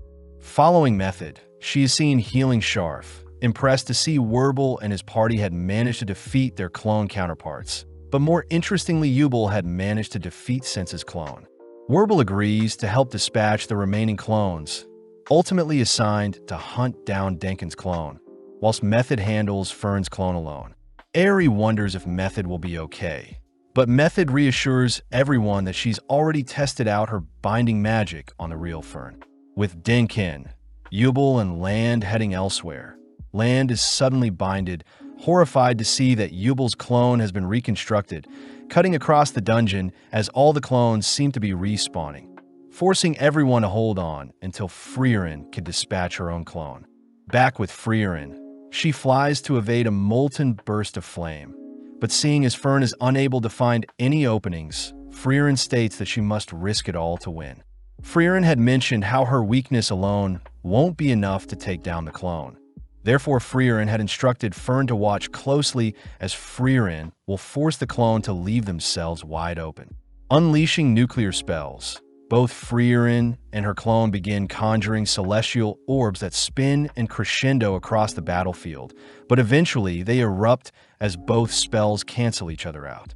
Annoyed, the clone pulls together more mana to unleash another quick cast, leading Frieren to erect a barrier to defend against such a devastating spell, but the clone manages to shatter the barrier only to dash in close for the finishing blow. Right then, Fern incinerates one of the clone's arms, following up with another rally of attacks, disarming the clone entirely. Seeing as the clone no longer can wield a wand, Fern prepares to end the clone's life, but is suddenly blasted back, frightened as she wasn't able to detect the spell. Luckily, Frieren uses this opening to completely obliterate the clone, praising Fern as she managed to force her clone to use a wandless spell. Finally entering the Spiegel's room, Frieren dispatches its core, destroying all of the clones in the process. Having entered the treasure room of the dungeon, Sense congratulates everyone for completing the second test, but when the gang wonder where Frieren and Fern are, comically Frieren is seen head deep in the jaws of a mimic. But outside, it's revealed that the golems can also heal those that are rescued by them. The next day, we follow Stark once again meditating alongside the strange man, surprised to see Fern joining him, but she seems pissed. Stark learns that Fern had another argument with Frieren, mad that Frieren suggested buying new staff instead of repairing her broken one. But Stark reasons that the girls shouldn't fight before their third and final test. Stark knows that Frieren didn't mean any harm by the suggestion, but Fern reminds Stark that Hyder gifted her the staff, and so she'll only use that staff as it is the only gift she has from him. Cutting to Carney, she seems to be trying to cheer Lawine up for dropping out of the exam, even receiving a head pat from Carney, as Lawine has to wait another 3 years until the next first-class mage exam. Coincidentally, the girls run into Frieren with a bag. But as we follow Richter, he is quite annoyed that Denkin and Laufen are hanging around in his shop. Richter admits that he is disappointed to have not passed the second test, blaming himself for being too weak, but Denkin corrects him, stating that Richter was simply unlucky. When Richter begins to insult Denkin simply brushes off the insults, simply continuing to browse around the store, only to reveal that Richter actually reminds Denkin of himself. Denkin asks that Richter not be discouraged, completely confident that Richter he will be far stronger in 3 years. As Denkin and Laufen leave, Richter leans back and closes his eyes for a second, but suddenly spots Frieren entering his shop. Annoyed to see a familiar face, Richter hears that Frieren needs help repairing an item, but gets annoyed to see it's just a sack of wood pieces. Since he's having a horrible day, Richter refuses to service Frieren, but upon hearing that Frieren had higher expectations for him, Richter changes his mind. Enchanting the broken pieces, Richter is impressed at how well kept the wood pieces are, cutting to later that night, where Stark is feeding Fern snacks to lighten her mood. Heading back, Stark reminds Fern that Frieren isn't the most observant at times, something Fern already knows.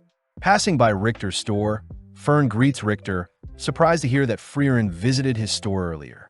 Rushing home, Fern is shocked to see her staff has been repaired, suddenly remembering back to when Hyder had told Fern that Frieren isn't the best at understanding emotions at times, but Frieren will still try her best to make things right.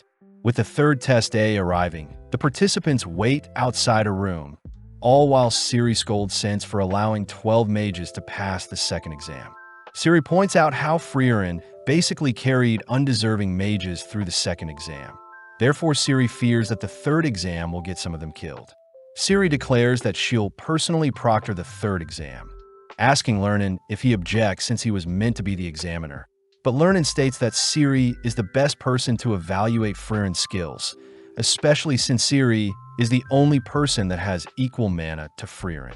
Amused, Ciri asks if Falsh also noticed Frieren suppressing her mana, but Falsh admits he couldn't tell since Frieren was still emitting normal mana fluctuations all mages are meant to give off. Ciri reveals that it takes hundreds of years to master suppressing one's mana, and it takes even more skill to be able to realize someone else is suppressing their mana, something most demons aren't able to do. The only person that could sense that Frieren was concealing her mana was the demon king himself. And more interestingly, Lernan could as well, something Lernan brushes off as mere luck. Seeing Lernan so humble, Ciri points out how he is the same timid boy 50 years ago when he became a first-class mage. Ciri finds it disappointing that Lernan won't get to blossom further as a mage, seeing as he is limited by his human body. As Ciri leaves, Ciri reveals that she too has also been suppressing her mana, disappointed to see that Lernan wasn't able to pick up that she has a greater mana pool than Frieren herself. Starting the final exam, Fall states that Ciri will talk to all the examinees one at a time, personally judging whether they pass or not. First up is Carney, entering into a massive glass room, only to stiffen up as she stands before Ciri. Without another word, Ciri fails Carney, having sensed that Carney personally doesn't think she could ever defeat Ciri in a duel. Following up, Ciri fails Dunst, Laufen, Scharf, and Airy, stopping on Frieren only to ask what Frieren's favorite spell is. When Frieren says it's a spell to create a field of flowers, Ciri insults Frieren for liking Flamme's useless spell, but as Frieren turns to leave, Ciri wonders how Frieren defeated the Demon King with such an attitude. Stopping, Frieren corrects Ciri, as it was ultimately the hero party as a whole that defeated the Demon King, something Frieren regards as complete luck to have formed such a team. Flashing back, Frieren had once asked why Himmel chose her to be the mage of their party, but Himmel recounts a time when his younger self was lost in a forest. It was then where Frieren appeared, pointing Himmel in the direction of his village, but seeing as Himmel was scared, Frieren conjured a field of flowers to put Himmel at ease. Frieren states that Flamme's favorite spell was also the spell that ultimately convinced Himmel to have Frieren join their party, leading to the defeat of the Demon King himself. Frieren reveals that she knows Ciri plans on failing Fern as well, but Frieren reminds Ciri that the era of human mages has arrived. At first glance, Ciri is disappointed to see Fern is frozen stiff by her suppressed mana output, but suddenly realizing something, Ciri asks what Fern sees. Hearing that Fern is able to see Ciri's true mana output, Ciri smiles, asking Fern to be her student, but Fern refuses. Ciri promises to make Fern the greatest mage to ever live, but having been advised by Frieren to answer Ciri's proposals honestly, Fern states that she will forever be Frieren's student only. Disappointed, Ciri accepts Fern's answer, passing Fern regardless as to not halt her development into a great mage. Next up is Denkin, an imperial mage the best of his kind from the northern lands, and is someone Ciri wished she had personally trained.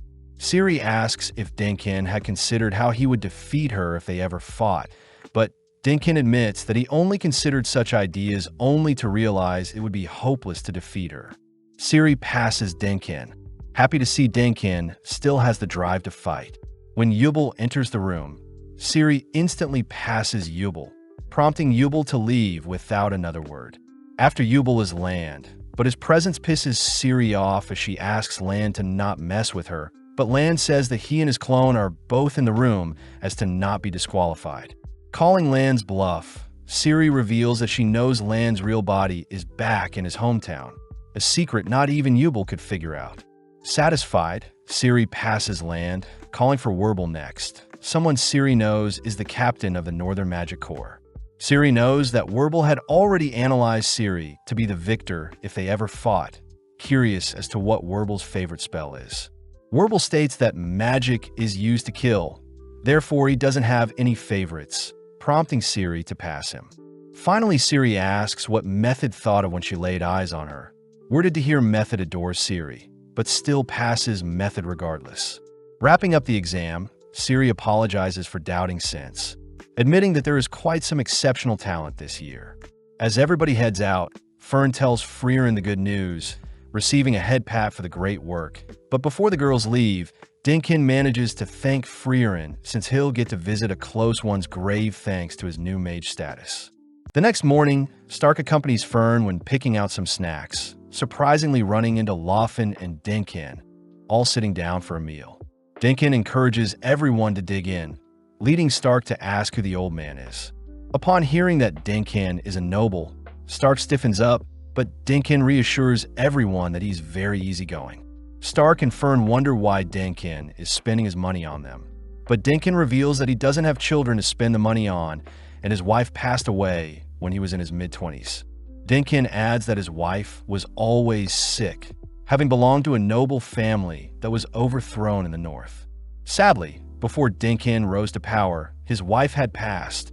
Ironic since now, Denkin has all the power in the world.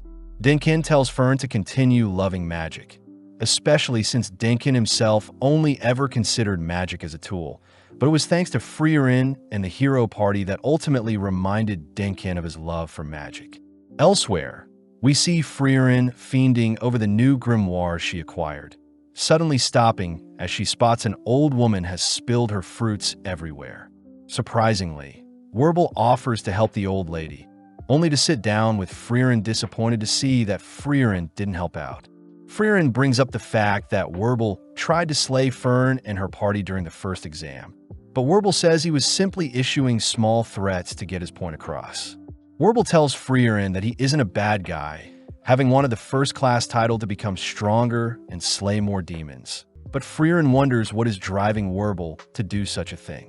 Werble mentions how Himmel was regarded as a true hero in his village, even hearing countless stories about Himmel's adventures as he grew up, but Werble found it weird that the village elders only ever recounted tales about their village or about their own lives.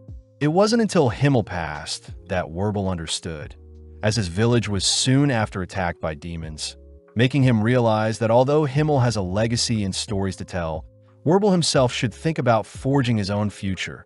That way he doesn't have to rely on others to live. Before leaving, Werble asks that Frieren treasure every moment she can, making Frieren remember a mundane job Himmel had his party complete. When Eisen had questioned the reason for completing such a mundane job, Himmel stated that he will help anyone in need, regardless of the task and time, something Frieren is grateful others like Werble are starting to adopt. That evening, Fern says she's allowed to bring guests when she is awarded her first-class title, but Frieren seems to be acting strange. Upon arriving at the association, the receptionist reveals that Frieren is forbidden from entering any magic branch for the next 1,000 years. But Frieren had anticipated this, having insulted Ciri prior. As Stark and Frieren wait outside, Frieren notes how there are fewer than 50 first-class mages, and now Fern will be one of the greats, exciting Frieren as Fern will eventually surpass even Frieren's legacy. Out of nowhere, Lernen appears, greeting Frieren as one of Ciri's students. When Lernen apologizes on behalf of Ciri for kicking Frieren out, Frieren says it's okay, instead impressed that Lernen is able to see past Frieren's mana suppression. Frieren is sad to see such a skilled mage like Lernen live in such a peaceful era. Something Lernen also agrees is unfortunate, as he's jealous of the legacy Ciri's first student, Flamme, left behind. At that moment, Lernen fires several balls of magic at Frieren, breaching her barriers only to land a strike on Frieren's right shoulder. Sadly, Frieren refuses to fight, reassuring Lernen that Ciri treasures all of her students, not just Flamme. Flashing back, before Frieren had left the testing room, she had pointed out that the room Ciri is in was filled with flowers created by Flamme's favorite spell. Confused, Ciri admits that although Flamme and her students were ultimately failures who never surpassed Ciri herself, Ciri still remembers all of their characteristics and favorite spells, something she doesn't hate as she treasures the time spent with all of them. Frieren points out how childish Ciri can be, unable to tell her students how she truly feels, something Lernen admits is true for himself as well. With Fern meeting back up with Frieren and Stark, they all continue their journey the next day, finally departing from Oberst, but Frieren is curious as to what spell Fern had asked for. Standing tall and proud, Fern reveals that she asked for a spell that cold clean and dry dirty clothes, something Frieren agrees was the best spell Fern could have chosen, but Ciri definitely expected more from Fern. Passing by the town's bridge, Frieren and the gang run in a Lawine and Carney, happy to hear the girls are still motivated to take the exam in 3 years' time. With a quick goodbye, the gang departs, but Fern wonders why they always have quick goodbyes. Flashing back, the hero party had just completed a job, swiftly leaving after exchanging goodbyes, but Frieren wonders why they do such a thing. The season ends with Himmel explaining that since they've been through so much together, it would be awkward if they ran into each other again after a dramatic farewell. So a quick goodbye signifies that they'll be sure to cross paths again in the future.